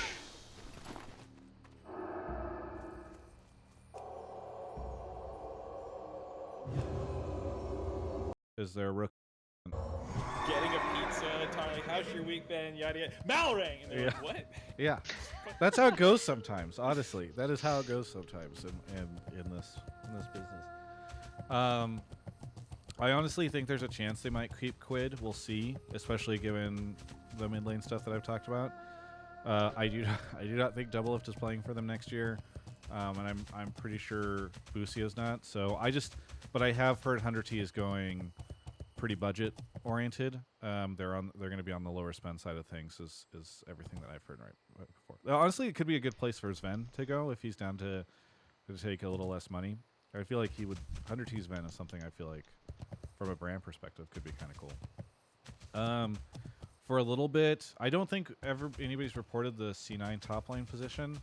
I'm not surprised to see Twitch chat talking about Wonder or whatever. I guess Cadrol said that might be a thing, but somebody else I talked to this afternoon was saying it might not be Wonder, so I don't know. Again, things are kind of going all over the place. Shopify... Oh, God. So I think Shopify is really weird. They're probably... I think Insanity is maybe the only thing that's locked in there, which I guess would push us towards 3 North American mid laners. So that might be kind of cool. There was a rumor that Zazel might end up over there. I don't know. Quite frankly, I'm a little disappointed in Shopify. I'd hope that they would have come in here and built something really compelling. And maybe they'll be able to use this clip from Hotline League in a video next year to meme on me whenever they're like kicking ass or whatever. And if so, then you have to pay me for that usage. But I don't know. I've not heard really anything compelling. Get me like TF I haven't heard here. anything that makes me really excited about the Shopify roster. Something that might have been said at one point about NRG, Travis. Yeah. Very true. Yeah. True. But I think you could still say that about Energy. They did great, despite the fact that they were not like, oh my god, they got Palafox. You know, like he did not have that superstar reputation. In fact, I have a video from last year that's been played ad nauseum over the last 2 months that I can prove that. That video aged like fine wine. Yeah.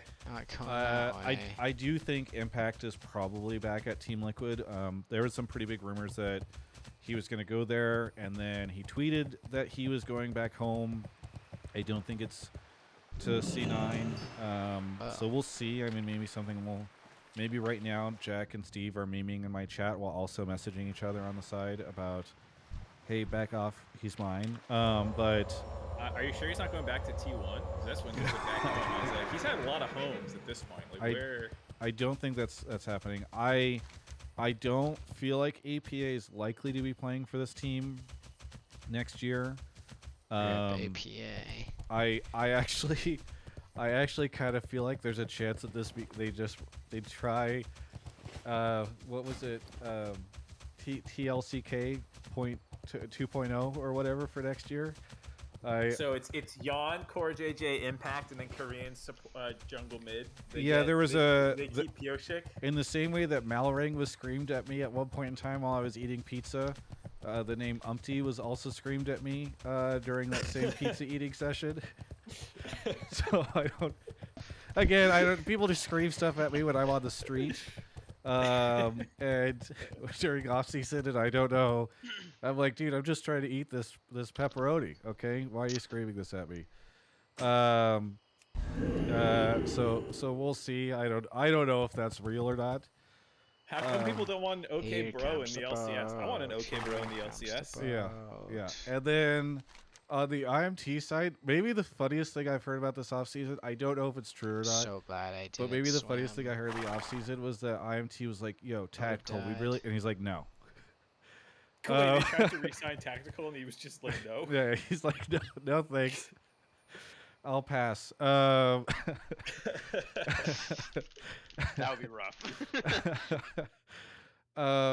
So I have no idea. And then Dig, I think is in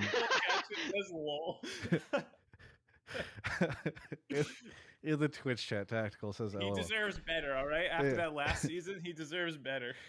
And so yeah, there's some discussion that like Tactical and Treats might be trying to go someplace together. We'll see. I don't know. And then one interesting thing was that like I don't know if it's that everybody else has lowered their money and Dig stayed the same, but supposedly Dig have a non-insignificant amount of money this year. Like maybe the Dig management is so checked out they didn't realize that everybody's dropping their budget so much that they're just like running back the same budget as previous, and now Dig is like possibly middle of the pack in terms of spending. I have no idea. But Dig was like, Jensen, here's $300,000 again, and it's like, oh fuck yeah. yeah. So I have no idea. I think it's gonna be a hero has fallen. I think it's just gonna be a hilarious fucking off season. I think we're gonna see a ton of boomerangs. I don't know if any team is gonna take the right lessons from NRG's year this year or EG's year last year. And yeah, it's just we're still on the fucking carousel, the boomerang themed carousel. So there you go, Mark. Is that enough? That's acceptable for now. I'm wondering about some of the displaced people. Like, yes. Inspired to FlyQuest means what's happening to Spica. Yeah. If TL imports mid, what happens to APA? I think there's a lot of players who I don't want to see disappear, but are currently not anywhere yet. Yes. So yeah, I assume that those are some of the guys that Jonathan's talking about having maybe verbal commitments with a couple teams, or a couple teams, verbally committing to a couple people at once. Like some of those will slot into place later in the offseason, I hope. I mean, that's what's interesting is like with Dig, I haven't heard too much about what's going on over there, other than like maybe Rich is sticking over there. But like you could see These a world, guys are right, bots, where bro. They don't talk. if they now have like, I want to if the fourth highest this. spend It's or pissing something, me off which that I don't know, have but it. like I could kind of see it based on how many teams I hear are going super cheap. They could look around and be like, okay, we're gonna Spica, we're gonna grab Jensen, we're gonna grab like a decent amount of pieces, and then like Dig might make Worlds next year, So, I don't know. I think the space is in a weird situation. I really do think EG and Golden Guardians are. I released a video last week, kind of giving a metric or meter on where I thought, which teams I thought are most likely to sell sometime soon, and I really do think EG and GG are just hanging out until they lock some sort of deal down. That would be my best guess. So I don't know, but things could change. Obviously, it's not just chaotic in LCS right now. It's also chaotic from an economic perspective. So, but I do want to call out something that League people might not have noticed, which is that FaZe got bought out by the same company that owns Complexity. And I don't know if they have the money, because it's not like Complexity has done anything interesting within the LCS or from an LCS perspective lately. But like, if you are that entity who's acquiring FaZe as a brand, I don't know if it makes sense to just like buy it and then do nothing with it.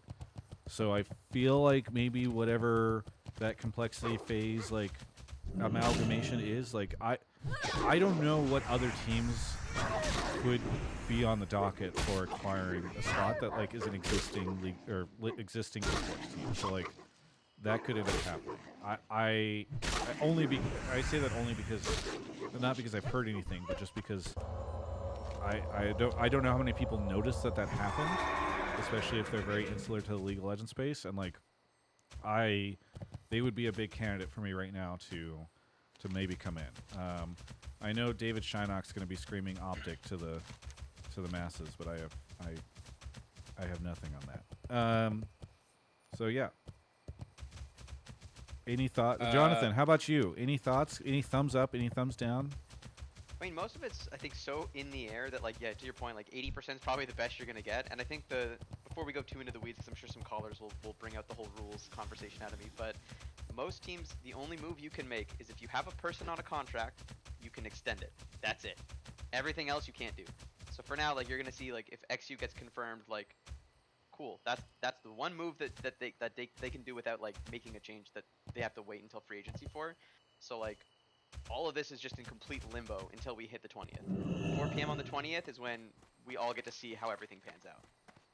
420 blaze it's when we get to have fun. Yeah. So as I'm in the air on my way back from World Finals, which by the way I'm probably going out there for fun. I'm going back to Korea, because I believe I have a sponsor for a little trip out there for finals. But that'll be very fun for me. By the way, one addendum to everything I've just been saying. This is how quickly things move. Pretty confident that the Wonder thing is not happening, and that Fudge will be staying at C9. Thank you. I would put that at like 80% confidence. I know a bunch of C9 fans who are haters and NA fans are going to be sad about that. I am not. I like Fudge. Dude, I love Fudge. I think he is a great personality. I think he's a good player. Obviously, things go up and down for him, but I would love to see Fudge remain a C9 player. Jonathan, one thing that popped into my head during this conversation was, like, what's the average salary going to be in the LCS for next year? And I expect you can't be certain, but like, what would you expect it to be, given that, like, in the boom of the VC money days, yes, there were figures that were topping 1 million, but from what I understood, the like average was around like 400, 500-ish K, and it's probably been dropping a little bit since then. Where do you think? And Travis, you made a face at that, so I don't know if you've heard something different. But like, what do No, you I think just read the something. average salary was a couple years ago during the height, and where do you think it's going to be? I believe that this at the is end of this Rashal's offseason? knife. The beauty You is that say there you is a found it public at the number bottom from of the 2020 water, that we can use as a reference along point with his here. boat. It was From Chris 400, Quill, right? Just the which knife's was, I think discovery back then it might was not be enough approximately to connect this to $400,000. Rashal's. The median The being about Stronghold's 380. That was the resident quote. druid, I think Quintus there was a little bit of up and down, Jonespire, but has the big thing with League to understand is like there's a bottom of 75,000 that you can pay someone, but there's no upper limit. So if the average is only 300,000 away from the lowest point, but we're hearing of people in the millions, that means for every $1 million contract, there's someone at minimum. So that's kind of like the internal math you have to do in your head to get to that number. So in a world where all of these super crazy, outlandish, like outlier numbers are just being chopped off, that number flies down very, very quickly because those were the ones massively like pumping that average up. Even if so there was like a handful of teams being more fiscally conservative with how much they were paying out. So I think like in a world where more than half the league might be being a lot more fiscally responsible than ever before, you could totally see it go around like the 200 or lower range. Yeah, I would bet that we're in like 175, 200 territory next year. I think there's a really good chance JoJo is the highest paid player in the league next year, which honestly, like, is there anybody else that should be the highest paid player? Definitely a solid candidate. Yeah. Him, Berserker, like I think if all the rumors are true about who C9's putting together, like I think that team, like every player in role, barring maybe one or two, could contend for like the highest salary demands. But obviously, in a world where so few people are paying, you don't really have the same leverage you used to have of like, oh well, you know, if you don't sign me, I'll go to the FlyQuest super team, or I'll go to whatever TL's putting together, or I'll go to this other team. Like eventually, there's just not enough spots for people to claim they could go to that would compete with higher salaries. Yeah, and by the way, a bunch of people in the chat saying like 175, 200 sounds decent. Like, I think it goes back to what Jonathan was just saying, right? Where yes, that sounds decent, but that's probably not what the majority of players are making. You're going to see, well, I guess it's median versus average, right? Or median versus mean. Used it in times past to give insight into situations that talking averages, you got to remember, like, for every time you have like an average that feels like a good number, there's a very large chunk of people that are below that number and a very large chunk of people above that number. Very few people are like on the money there. Adventurer. Yep. What made this? Especially in a world like this where there's like spenders and I'm savers. a little wobbly like, still. It's almost like a bimodal distribution of like a bunch of people is getting as low as they can, and a couple of people flying a little higher than they should because they want to make sure they're like they're the team to hold the trophy at the end of it all. Yeah. I see null scalps. Okay, well, we've talked enough. I'm going to do a quick ad, and then we're going to get in some calls. We might have to go a little bit over tonight, assuming Mark and Jonathan are down. So much so hey, I got no plans. My I schedule's wide open. I got so much to do. Yeah. Well, first off, let me tell everybody about Alienware. Thank you to Alienware for sponsoring tonight's episode of Hotline League and for sponsoring so much of what we do here at Travis Gafford Industries. They've been an amazing partner over the years. Absolutely love them. I have brought my... I just got back, obviously, from long travel, long trip, and in Korea, I had my M18 with me. That thing is a beast. You got to go check this out over at alienware.com/Travis. There's a link in the description. I think sometimes on YouTube we've been having some issues where it's not been popping up, so we're working on that. But please go take a look at this thing. It is just a beast. It allows us to, well, one, it allowed me to continue to game while I was on the road, but also allows me to export wonderful 4K video. It's got this huge screen, which is 18-inch screen, which is just so cool to have with me. Whenever I'm in a hotel or I'm somewhere where I need to be able to look at footage, review. We've got a vlog coming out soon that we recorded in Korea that's just got some really cool stuff in it that we were able to shoot with Drew. And having this thing has just been fantastic. But as much as I love the M18, it's also been great to come home to my Alienware desktop, which is the Aurora R16. And this thing is super cool. It's a new style, a new look for the Aurora, but it's still got this amazing power to it. It's refined and simplified, and it's designed to be more minimal and efficient for your desktop with improvements in every category. So it's just been a wonderful machine to come back home to. I really love like to fly what Alienware is able to do for us in terms of support, not just obviously on the financial side, but also in terms of giving us the hardware we need to be able to make this content and for me to continue to game on. So really appreciate Alienware for sponsoring the show, and please keep them in mind because we've got Black Friday coming up. In fact, they already have some Black Friday deals available on the site, which I would encourage you to go check out. In fact, right now I'm looking at an Alienware Aurora R16 marked down $200 over there with an i7 in it and a GeForce RTX 4070 Ti. So thank you so much to Alienware for sponsoring the show. Let's get into some calls. Where would you like Mark to is fly off to to? grab the first caller. Hey, it's been an hour, I think, maybe a little bit more since I've read off subs. So let's look at how Twitch is doing versus how YouTube is doing. Over on Twitch, we have Spud Tugger, Papayr, JP Langley, Psy Guy, Stinky Kitty Kisses, Hardy Kiwi, Darking, Schmidt Monk, Solomon Mike, Cowiz, Sethi Poo, Hapa Inizu, Mr. Lightning Ying, Morning Starts, Magnarius, Jaffe58, Sissa Splitter, Trevor Bodriel, Shiny Frogie, Thix Nation, hi Thix, The Eternal Cow, Yugi Boy, CB Picky, and Deanie Bay. Yugi Boy. And on YouTube we have nothing. So let's go ahead and get into this call. Caller, what's your name and where are you calling from? Hello, my name is Farmer Ginge. I'm calling from Calgary, Alberta, Canada, but I'm originally from Scotland.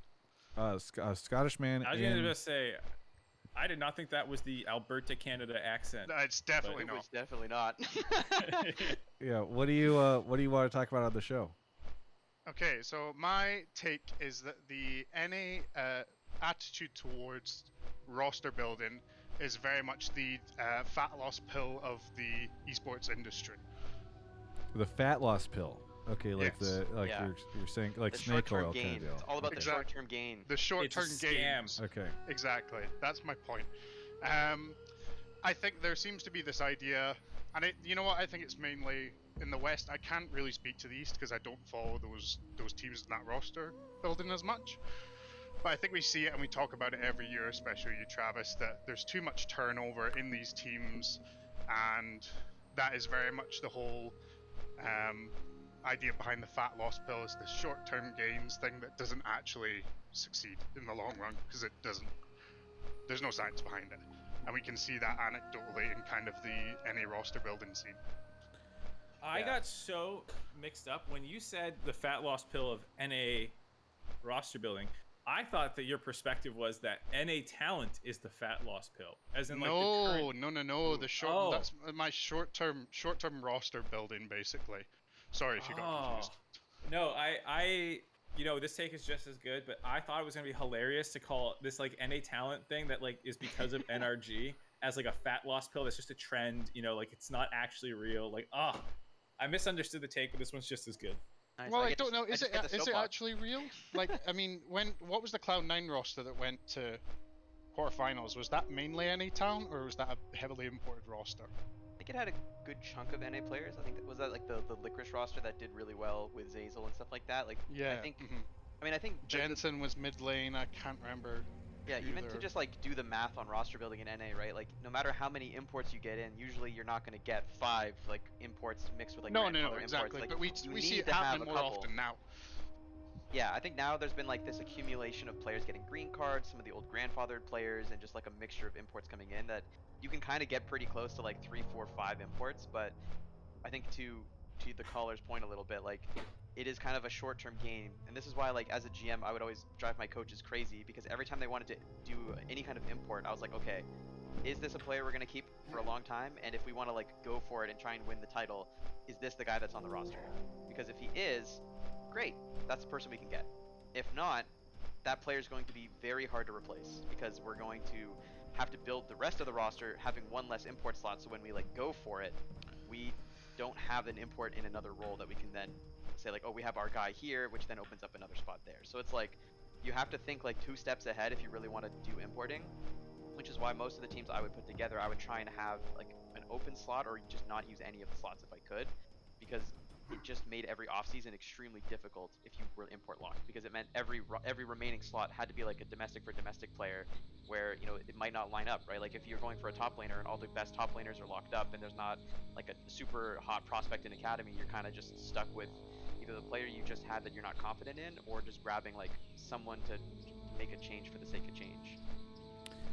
I want to ask you, Jonathan, kind of going back to our caller's point of like, hey, because it sounds like, caller, you're saying, all this turnover and moving players in and out of teams and all that stuff. You think that's short-sighted rather than like sticking with and growing, kind of the way we saw with energy. It sounds like that's your main thesis, right? Yeah, and I think you kind of see that in this year's, what you're talking about. A lot of any player is going to be going on to kind of close to minimum salary this year, because or NA rather, I'm kind of from UU, but there you go, has spent so much of this investment money on salaries, I'm assuming, when they were getting more, capital investment and stuff.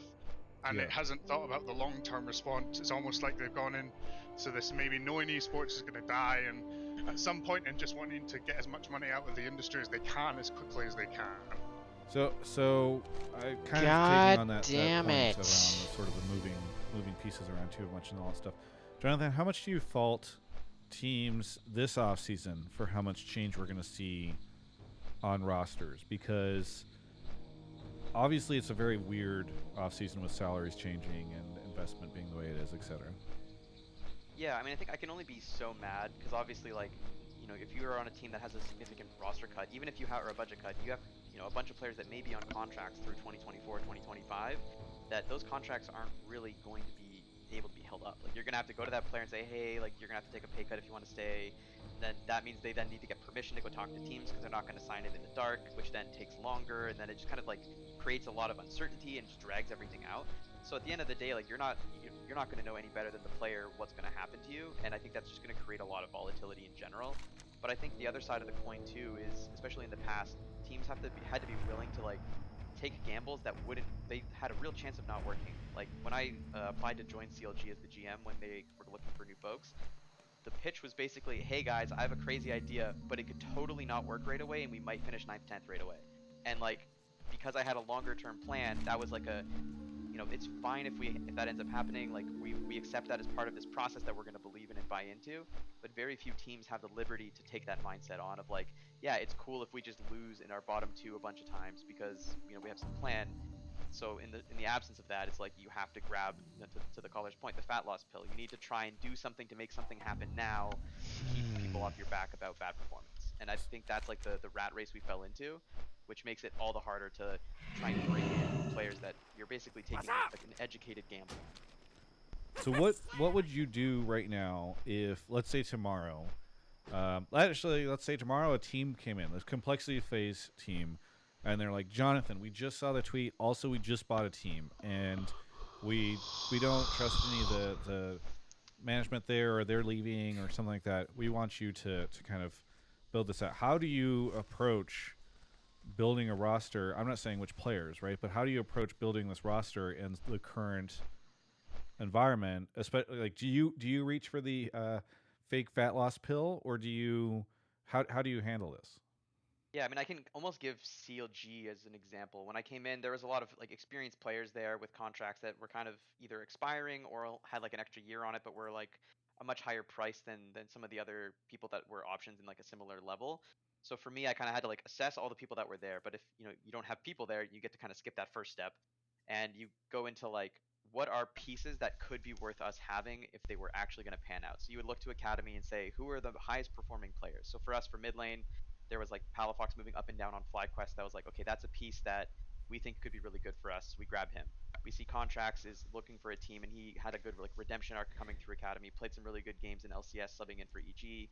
And we're like, okay, that's another piece. And also, those two players are good friends and want to play together. So that is now like a core that we can build around. And then we started like working outwards from there and picking up all these like top prospects from different academy teams and saying, okay, we're gonna try this out, and if it works, and there's good pieces, we can keep running it, and Very if it much starts to go grow into back. something I awesome, need to do the but if Elaine there's a player that's quest. not quite meeting the standard, or we feel is holding back the rest of the group from growing, then that's like the piece we need to trim off. And that's kind of like the mindset we had as we started rebuilding things.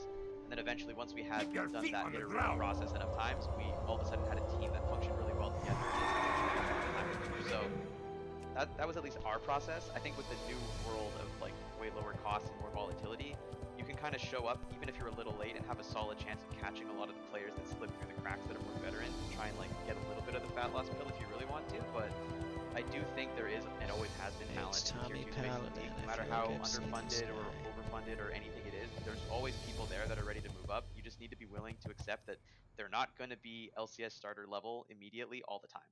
And you're going to need to put the time in and accept that you might lose some games because of them, but it's all worth it because eventually, if you invested in the right person, it's gonna pan out, and that player is going to be like a perennial starter at the LCS.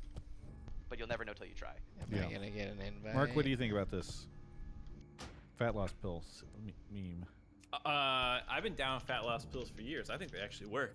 No, I was always shocked at how short-sighted it felt like we became with franchising. I kind of got sold the dream of franchising under the premise that like teams can actually build for long-term sustainability, like kind of plans like Jonathan's talking about, because they no longer need to worry about getting relegated, and you could like sign a handful of guys, see which ones are working out, slowly tinker and iterate your roster over years as opposed to blow it up and rebuild every single time. And so like I was disappointed that after franchising, it still seemed like 9 out of 10 teams were trying to build for now, and This they would guy's a sign like fucker. a group of veterans Really, that like people isn't run gonna this get it at done. 44. And to be fair, sometimes that group of veterans does turn out better than I expected. I think Golden Guardians of this year is an example. I think FlyQuest from 2020 is an example that At like least it I'm can almost work, and so I shouldn't 46. just like paint all of that as bad.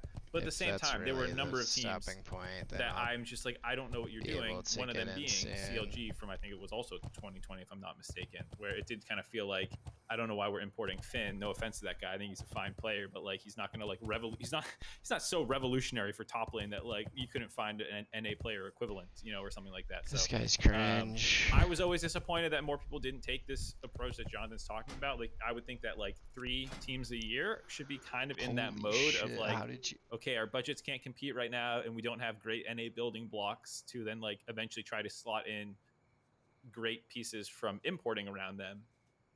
And it just felt like it was always on the hamster wheel. So I wish more teams had that perspective a while ago, but I guess they had to, you know, there's some realities of the situation where they have VC people who don't want to like buy into a league and then bottom feed for a year while they try and find players or something. If I was a hotline league caller, I would call in and talk about Hansama, because I think he's such a fascinating example of a team. So I did this interview with him where I was basically like, hey, what happened in the past year? Because you were on Team Liquid, you looked way different, and you also played way different, and you glowed up in both. You glued yourself. You glued yourself. You glowed up in both directions. How did this happen?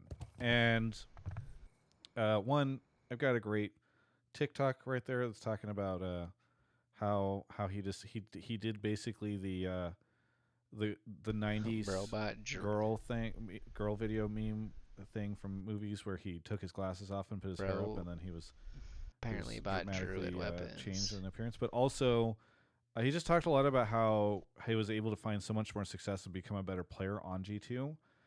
And I think a lot about that when I think about this fat weight loss pill situation, where I think a lot of teams bring in this talent from other places. We talk a lot about the boomerang, but also it's just like Hansama is a perfect example of a player who came over, was not great, and then like has crushed it going back to LEC.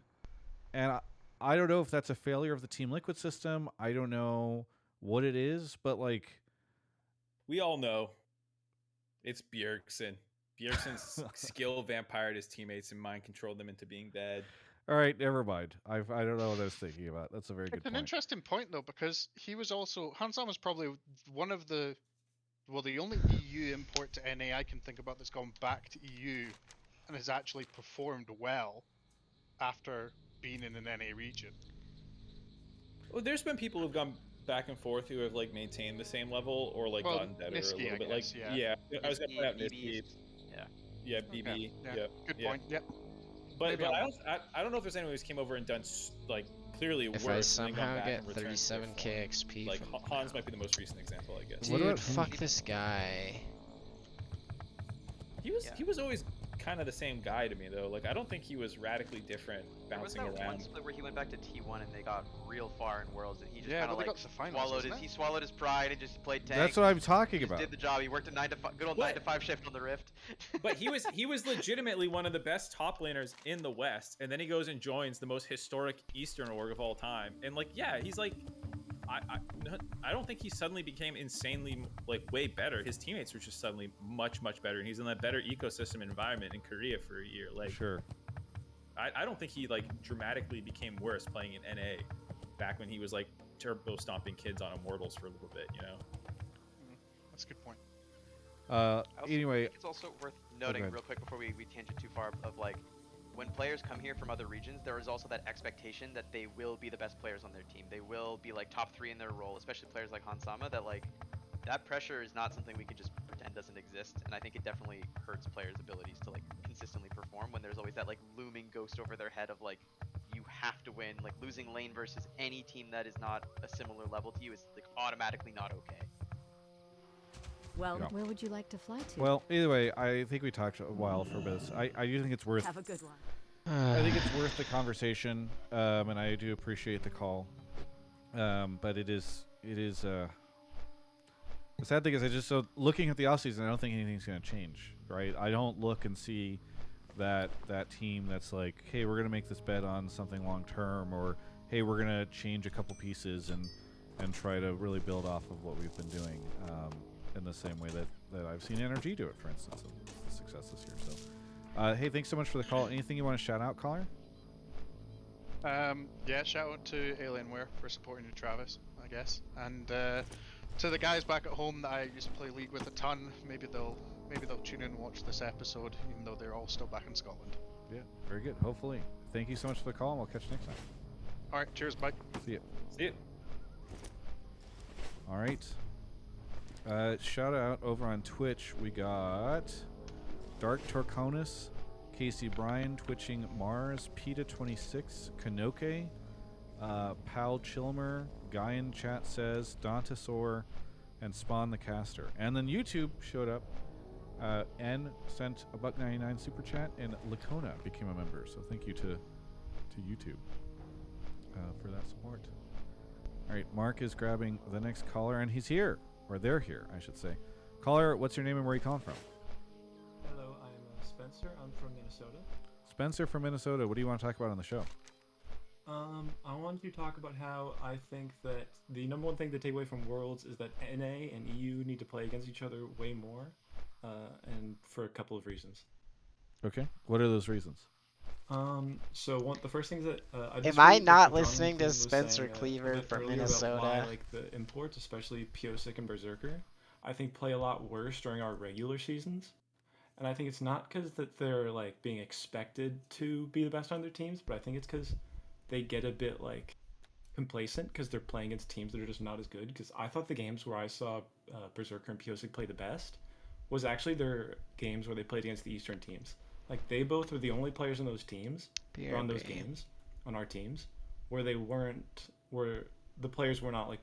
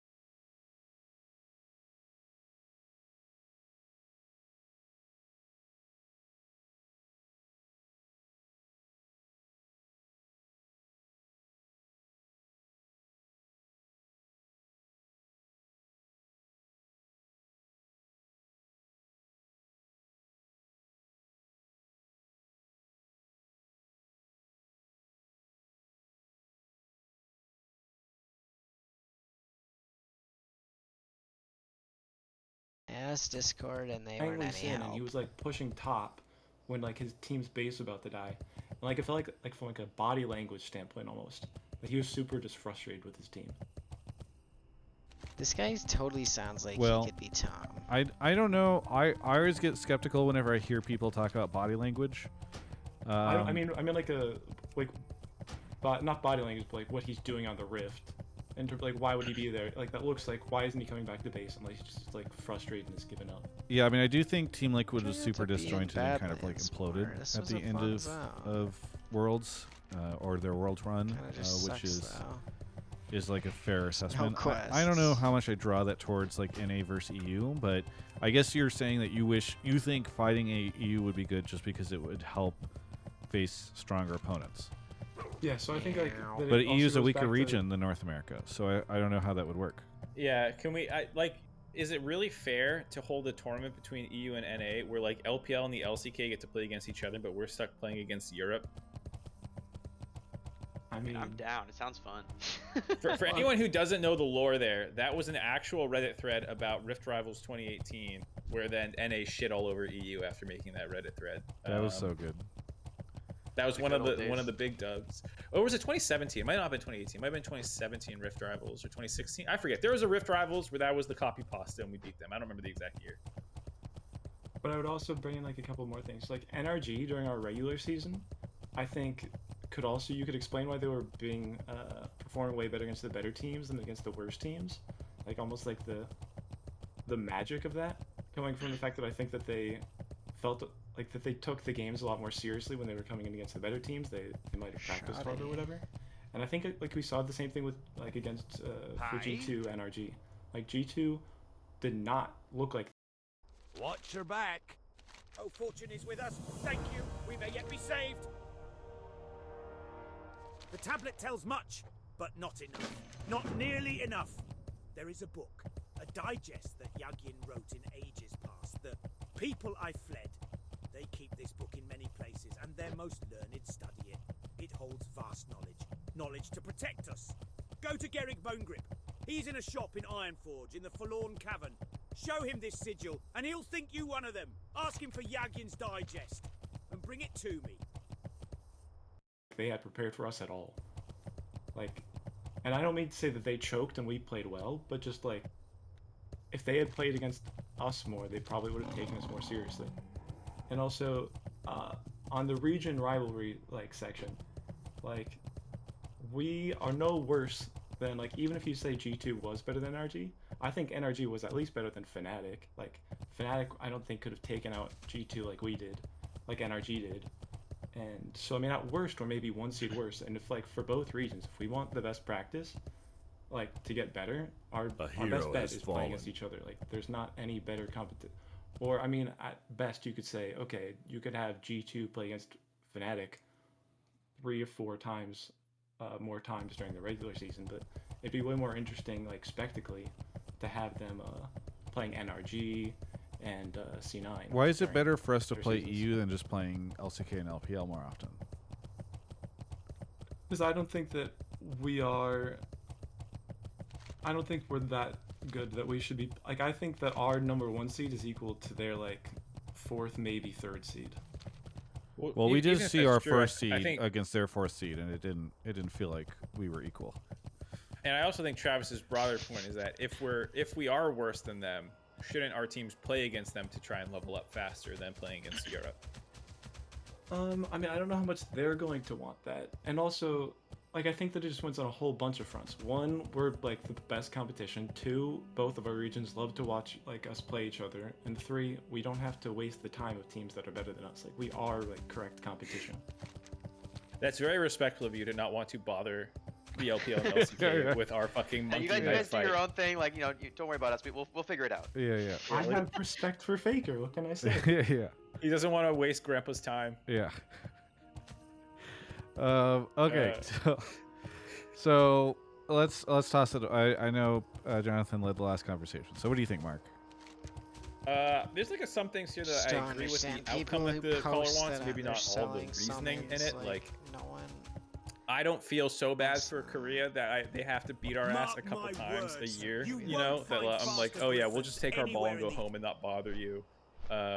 You know, like I still want to bother them. I'm still happy to like, you know, go up against them a little bit, and I'm sure Jonathan can attest to like the players also want that, which I think matters too. Very much so. You know, yeah. So like I think, you know, players would be happy to play Europe. I'm not saying that they wouldn't be. And the problem with Rift Rivals when it existed back in the day is that there was no stakes for it. There was no reason to do it. It kind of ended up in the middle of the season. It was hella awkward. No one wanted to go to it, yada, yada, yada. You know, like, and the one that we lost in 2018, people were like making subs. I think like 100 Thieves like sat someday or something, if I remember correctly. Like, I think if there's a 3 split system, putting an NAEU tournament where the top 3 teams go and they're battling for the 4th seed at Worlds that year. You know, yeah, like that would be sick. That would be sick. You're getting stakes on the line, reasons for fans to care. You saw there's a pretty good turnout for 4th seed versus 4th seed already before Worlds. Like, imagine what this turnout would be for like a legitimate tournament. You know, like I think that there is, if you can find a way to fit it into the system without it just becoming a joke again, I think it's worth looking into. But I also wouldn't mind just like more international competition. Like if they just made a 3rd tournament that also featured Korea and China as well, then that's just even better to me. So like I want as much as I can get. Just really briefly, I was going to suggest something very similar. Play for the 3rd seed, like free spot, and then have one more minor region team. Because I think PSG Talon could have stood a chance against like our worst teams. Yeah, I mean, I guess it's just at a certain point in time, what is the purpose of this turn? You know, like it's easy to sell me on the idea of like an AU rivalry match or whatever, but on the Rift, some sort of rivalry on the Rift match. But I think it starts to get kind of a blurry line where like, and then we'll bring one of these other teams over too because we think they're good. It's just you need to kind of have a narrative around this. I meant that for the impact of the thing would be that who gets to have a 3rd seed at Worlds, we'd still play in for 4th seed in the minor regions brackets, like play-in stage. Gotcha. Not that PSG would be playing in the EU anyway. Yeah. Okay, okay. I misunderstood. Sorry. All right. Well, I don't know if Jonathan, you have anything you'd want to add to I mean, I think honestly for me, I echo. Salutation. Hello. If you are here about fee collection and/or a sum. Yes, I am the jeweler who made this necklace. I also am not in the business of handing out information as though it were free. Information is never free, friend. If I am going to help you out, you need to help me out first. I am a jeweler of great renown here in Ironforge. Well, former renown anyway. I've fallen onto hard times due to the chicanery of a competitor. A bad reputation in this business spells financial disaster. As a result, I find myself without... Off with you. Oh, greetings, sister, and praise to the dwellers beneath. Yakin's Digest, eh? Are you starting a new chapter of us somewhere? Never mind, it is not my place to ask. I will help you, for I have an extra copy. We must aid each other. Yes, that is how we flourish. I require 3 items of power. Bring them to me, and I will give you the digest. I will not speak their names. Ears may be on us, but here, I will write them down. What's on your mind? What do you have there? Oh my! You found this where? No, really? You spoke to whom about what? No, really? My fine adventurer, you may have just made the archaeological find of the year. By the gods, who am I kidding? The find of the century. If these discs are what I think them to be, then this could be the very key we have been looking for. This may well prove outright once and for all the legitimacy of the dwarves' enchanted creation. This object is an incredible find. The ancient titans, or the creators as these discs refer to them as, are the link to our enchanted creation, if the lore stored in here is correct. We'll need to invest as much research time into this as possible. As for you, heroic adventurer, take this voucher to Denita's stone mantle at the vault. It grants you what I think is a fitting for such a tremendous find. Return to me directly when you're ready. There's much more to do for the Explorers League. You have seen the Chamber of Kazmul? Amazing. Baylog was sure it existed, but I must admit that I had my doubts. Thank you, adventurer. With luck, your finding will incite our leaders to renew their efforts to retake uldaman. If it is ever again under Ironforge control, then the secrets of the Chamber of Cosmul will be ours. What can I do for you? Ah, I feel complete again. Thank you kindly. Some dwarves may treasure the luster of metal, and some may treasure the glint of gems. But a stoutarm without a treasured stein in hand is hardly a stoutarm at all.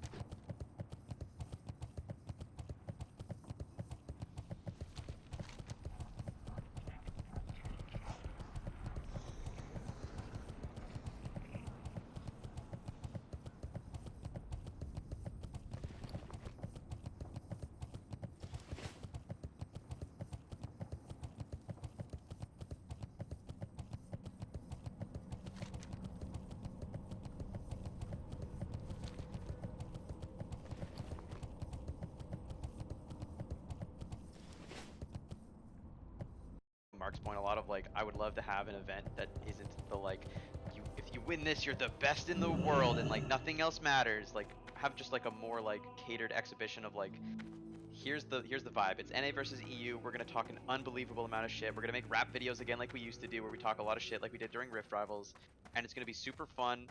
And there's going to be a competitive like implication on Worlds format, so everyone has to take it seriously, which will make it way better. That sounds sick. And I think those kinds of like very focused tournaments that like have a clear purpose are great, and something League's been missing, because every one of the events we run is always like Worlds or MSI, where like the whole world's invited, who's the best right now, and like everything matters. It's like, well, it's gonna be the same outcome it usually is. Maybe someone makes a cool run and it's fun for a little bit, and then eventually reality comes back and it's the same group of teams fighting each other for that spot like it usually is. Yeah.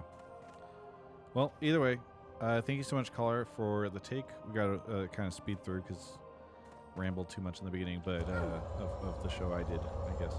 But thank you for the call. Anything you want to shout out? Mark won something on Worlds, so we also have and Jonathan just mentioned rap, so we have the Shy's back, and thank you to Alienway. Thank you so much for the call. We'll catch you next time. All right. I can't wait for Weibo to win, so that way NRG can say that they lost to the eventual winners, and that KT, just like how KT and versus IG was the real world finals and quarters, that's what Weibo versus NRG was this year. Dude, 100%. I totally buy that.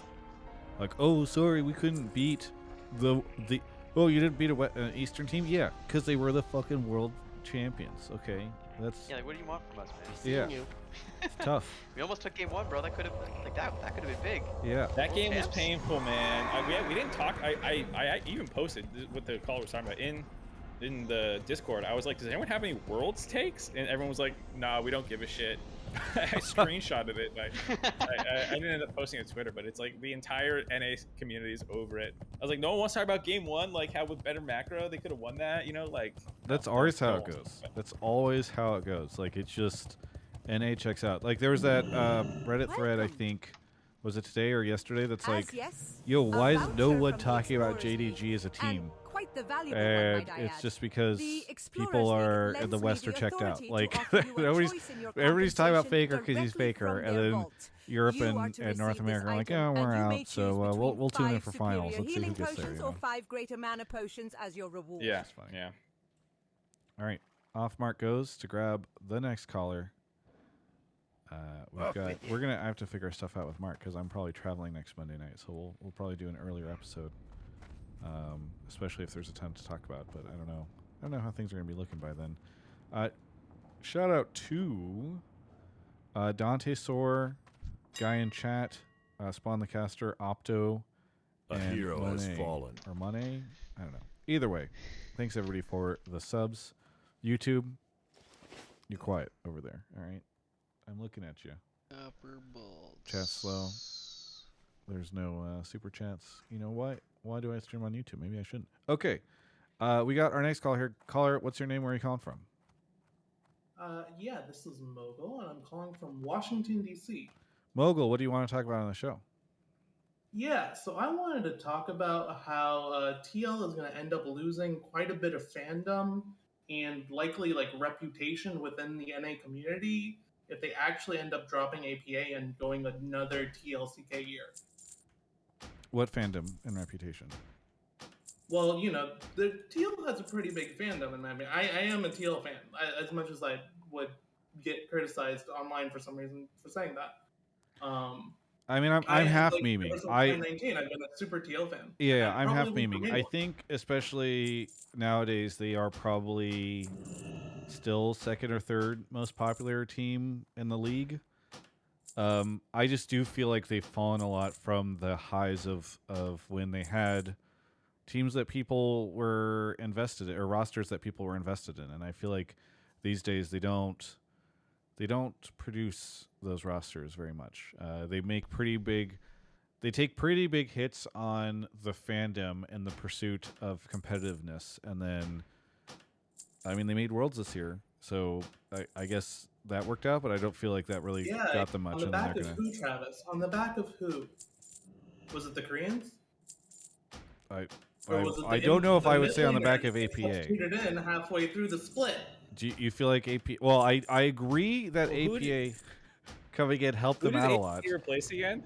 Did he replace Summit or Pioshik? No, he replaced Harry. I will admit he was also from Osh. I will admit that. I don't know if I would consider APA. I don't think APA put former world champion Pioshik on his back and carried him to Worlds. I would say that, Travis, because without APA they got 8th place, and with APA they made Worlds. So 6. You know what? I've come around to the caller's point. APA is king. I think it's also worth doing the thing we talked about earlier of like, let's rewind and actually look at the context. Like, let's look at the playoff run to see who TL went through to get their run, right?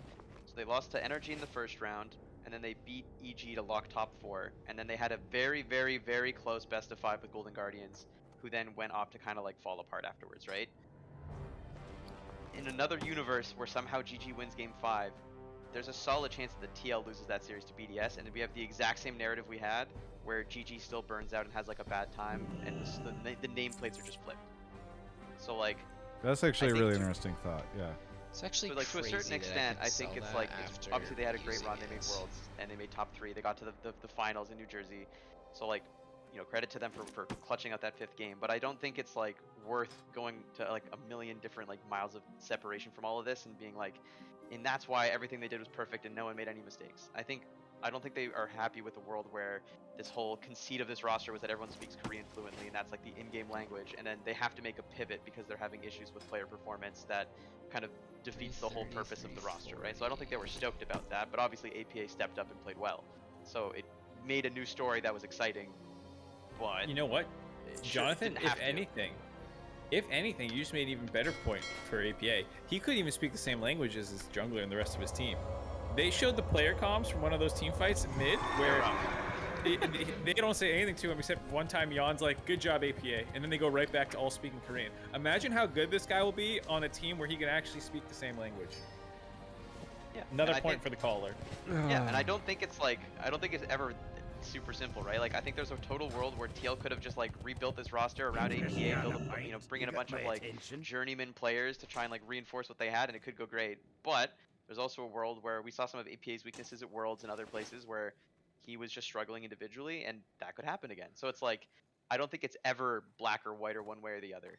And that's the struggle of it all, is there's no right answer, and that's why so many people take the fat loss pill and are like, fuck it, this is the highest chance of us winning now. We don't know what's going to happen in the other alternative world. Let's just live the simple truth of trying to win now. Yeah, I wish fandom kind of follows whatever team is interesting enough. Like, you just need a story and you're good.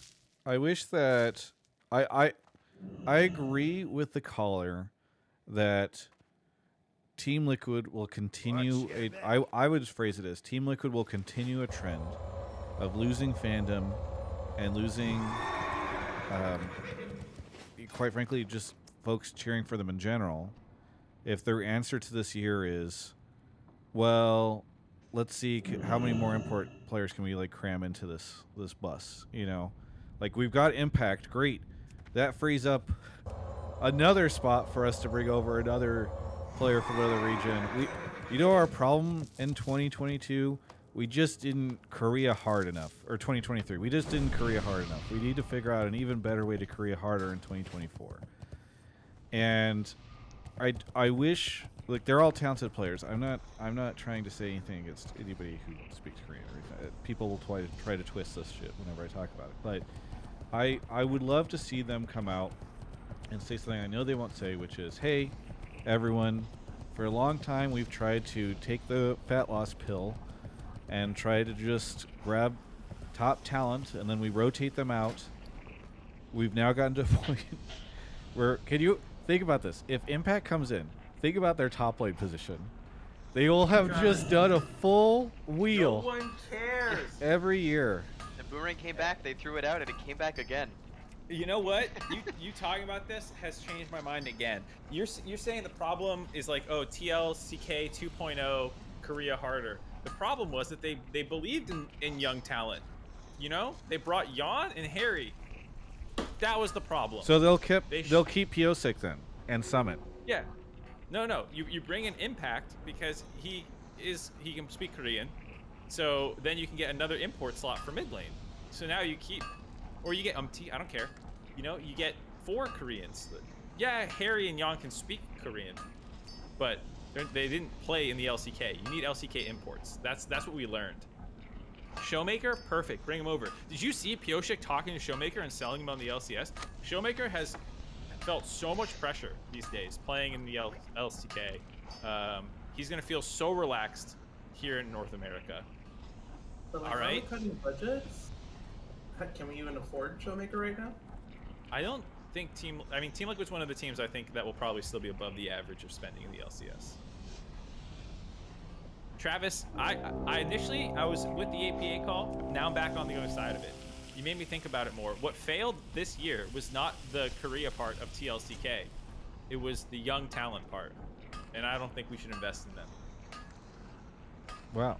Mark, you changed, man. what we've all learned is that Mark is going to be a new team owner. He's the one that's buying one of these two teams because he is excited to drop any kind of hope or desire to invest in domestic talent.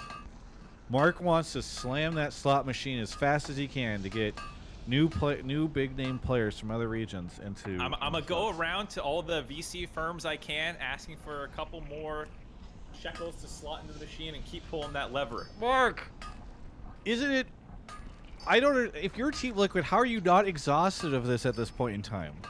90% of gamblers give up before they hit it big, Travis. You think Team Liquid's about to give up? No. Steve's gonna keep pulling the slot machine. Exhausting. Like, he's about to hit it big and win worlds. You just don't get it. Travis. I don't know how Team Liquid fans aren't exhausted at this point in time. Like, it's just so. It's every year. Okay, no, never mind, guys. Like, we've got Jack's on board. Jack says they made it to worlds. It's working. You know what hasn't worked? Believing in NA talent. Jonathan, what do you think of Mark's most recent statement? I will say, from like the purely the caller's point of like they will lose fandom if they don't commit to APA and like the domestic talent thing, I disagree with that because I think as long as you build a roster that has a story to it and you are a popular enough brand already, that's enough. People will attach to that. They'll find 1 or 2 players whose play they really like or stream. They'll find something to attach to, and that's how you get them in. But I think from like a longevity perspective, there's only so much of this like this rabbit hole that you can go down before eventually you just hit bedrock and there's nowhere left for you to go. And I think that's like the Mark point of like you get Impact, you load up as many Korean speakers from LCK as you can, and you just keep running it over and over until it either works or it completely explodes. And like you can do that. You could totally do that. Would I advise it? No, it's probably going to cost a lot of money, and like obviously TL they made it to Worlds and they had a good run, but like fuck, it was touch and go there a lot. Like there was a lot of times where they weren't looking good. No, they didn't have a good year. I don't think they had a good year. I'll just say it. Like the majority of their year, like think about the majority of their year. They had like a good, and I'm not trying to say they didn't deserve to go to the Worlds. They deserved to go to Worlds. They did what they needed to do. good on them. But like they had like 1 month of good shit, right? Which is basically summer playoffs, and then they got in to Worlds, and then everything was terrible after that. Everything was terrible before it. Everything was terrible after that, and like that was Team Liquid's experience in 2023. Yeah, I mean, if you look at our trajectory, it wasn't completely dissimilar. Like we had a really rough start, but like ours was like it was like one of those graphs where like it goes up and down a lot, but like the trend line is slowly still going up. But like it was not a smooth ride, and I think a lot of teams are in that boat where like things click, and then they find a new problem that's now their kryptonite, and then they kind of drop, and then they have to resolve the problem. You guys were up and to the right for the most part the whole year. Yeah, but it was tumultuous. Yeah, I'm not saying that everybody has this like smooth path to Worlds. Like I guess if you're JDG, yes, but I do think that like I do think it's crazy that the takeaway from this year for Team Liquid is maybe we don't know yet. Maybe we got to do this again, but just slightly different. You know, like let's just try it again. Reroll. I mean, I guess to the alternative point, Travis, what roster do you think you can even put together? Because like, assuming a world where all the Korean players, their contracts are like they just all completely explode their contracts. They're like, you know, I don't want to play in the LCS anymore. These rates are too low for me. I'm out. And you go into full rebuild, and you have APA and Yon. What can you do to build something compelling and exciting for the average TL fan that feels like they're gonna get to Worlds again no matter what? So pick up all of Disguised. I mean, yes, that's actually one option. I think another thing that I would say is like maybe you don't need to tell them. Maybe the message doesn't need to be, "Hey guys, we're going back to Worlds no matter what in 2024." Maybe what you say is like, Jonathan, you just told me basically the story of how when you went to CLG, you were like, guys, I don't know if this is going to work right away, but I think we can build something compelling. And then you went forth and had a team that basically, you know, it was the best performing Western team at Worlds this year, using your methodology over time. And I think it is okay for Team Liquid to say, look, we like the foundation of APA or, you know, maybe you keep Core. I don't know. Maybe Core's a coach or something like that. And you say, we're going to build for the long term rather than just rolling the slot machine every year. And that's what you do. And it's not the end of the world if you get fourth and lose, you know, in at the whatever that little event was beforehand with EU, whatever they called it, the pre-Worlds cocktail hour, the Worlds qualifying series. The qualifying series, yeah. They always something's always some sort of thing. Happy hour. Yeah, World's the happy hour. Worlds pre-Worlds happy hour. Apps are 50% off. Yes. But Travis, I agree. If I was in the position of TL right now, I probably would look to do something like that, right? I think they've kind of gone really far down this rabbit hole, and it's kind of hard to just like get out and be back at ground level with everyone else.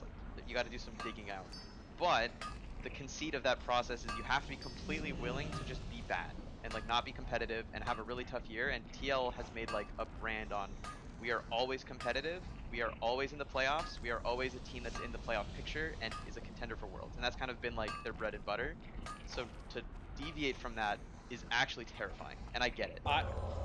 I will, okay, no cap here, no longer beaming. I agree with kind of the caller in the sense that like there are people who became TL fans this year because of APA and Yon and some of the like surprise and flash and zazzle of his champion pool and the fact that he rallied this team. But the broader fandom from Team Liquid that has persisted year over year has been what he's saying, where they are the big spenders, they are the favorites, they are the like professionally run, you know, we're gonna have the best of the best, and like that's the image that they kind of sell to the fans that probably persists year after year. I mean, hey kid, seriously, thank you, my friend. Now the necklace you have is one of my finest creations, but it's missing 3 gems that help bind magic power to it. I crafted it for a paladin some time ago. He was on a self-appointed quest to clear out the evil taint present at an excavation site in the Badlands called Uldaman. Well, that paladin died in Uldaman, and that was just the beginning of my woes. A competitor of mine started a rumor that my necklace cursed the paladin. Needless to say, no one wants to buy cursed items from a jeweler. Adventurer, I'll make you a deal. Find the gems and I'll reassemble the necklace so long as you'll advertise that I do not make cursed items. Try looking for clues in Uldaman, maybe see if the paladin's body is down there, since he's the one who we know had it last. When you find the gems, you should use this. It'll allow you to contact me here in Ironforge.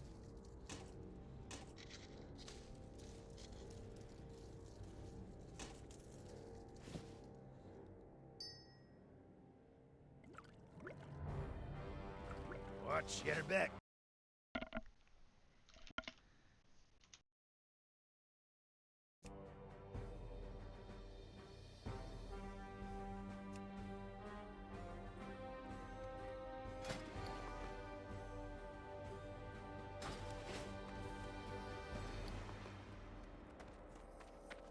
You got my attention.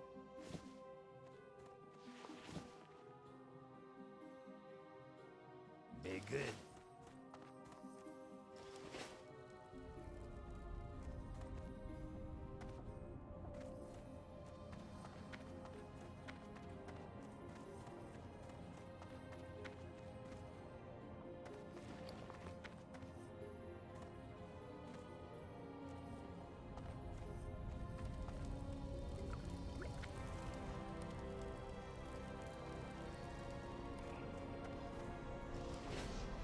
Alright.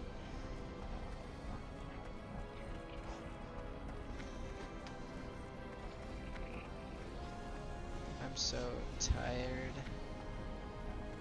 It's 10 o'clock.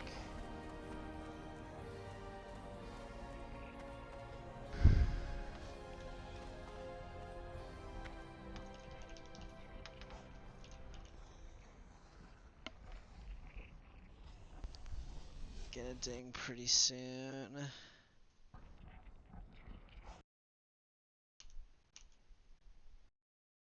Half hours playing. Success, I feel like it was a success today.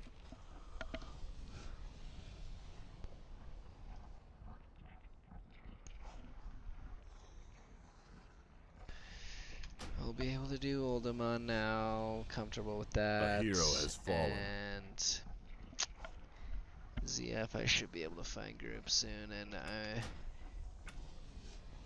am at a easier spot in the Ferals chain. So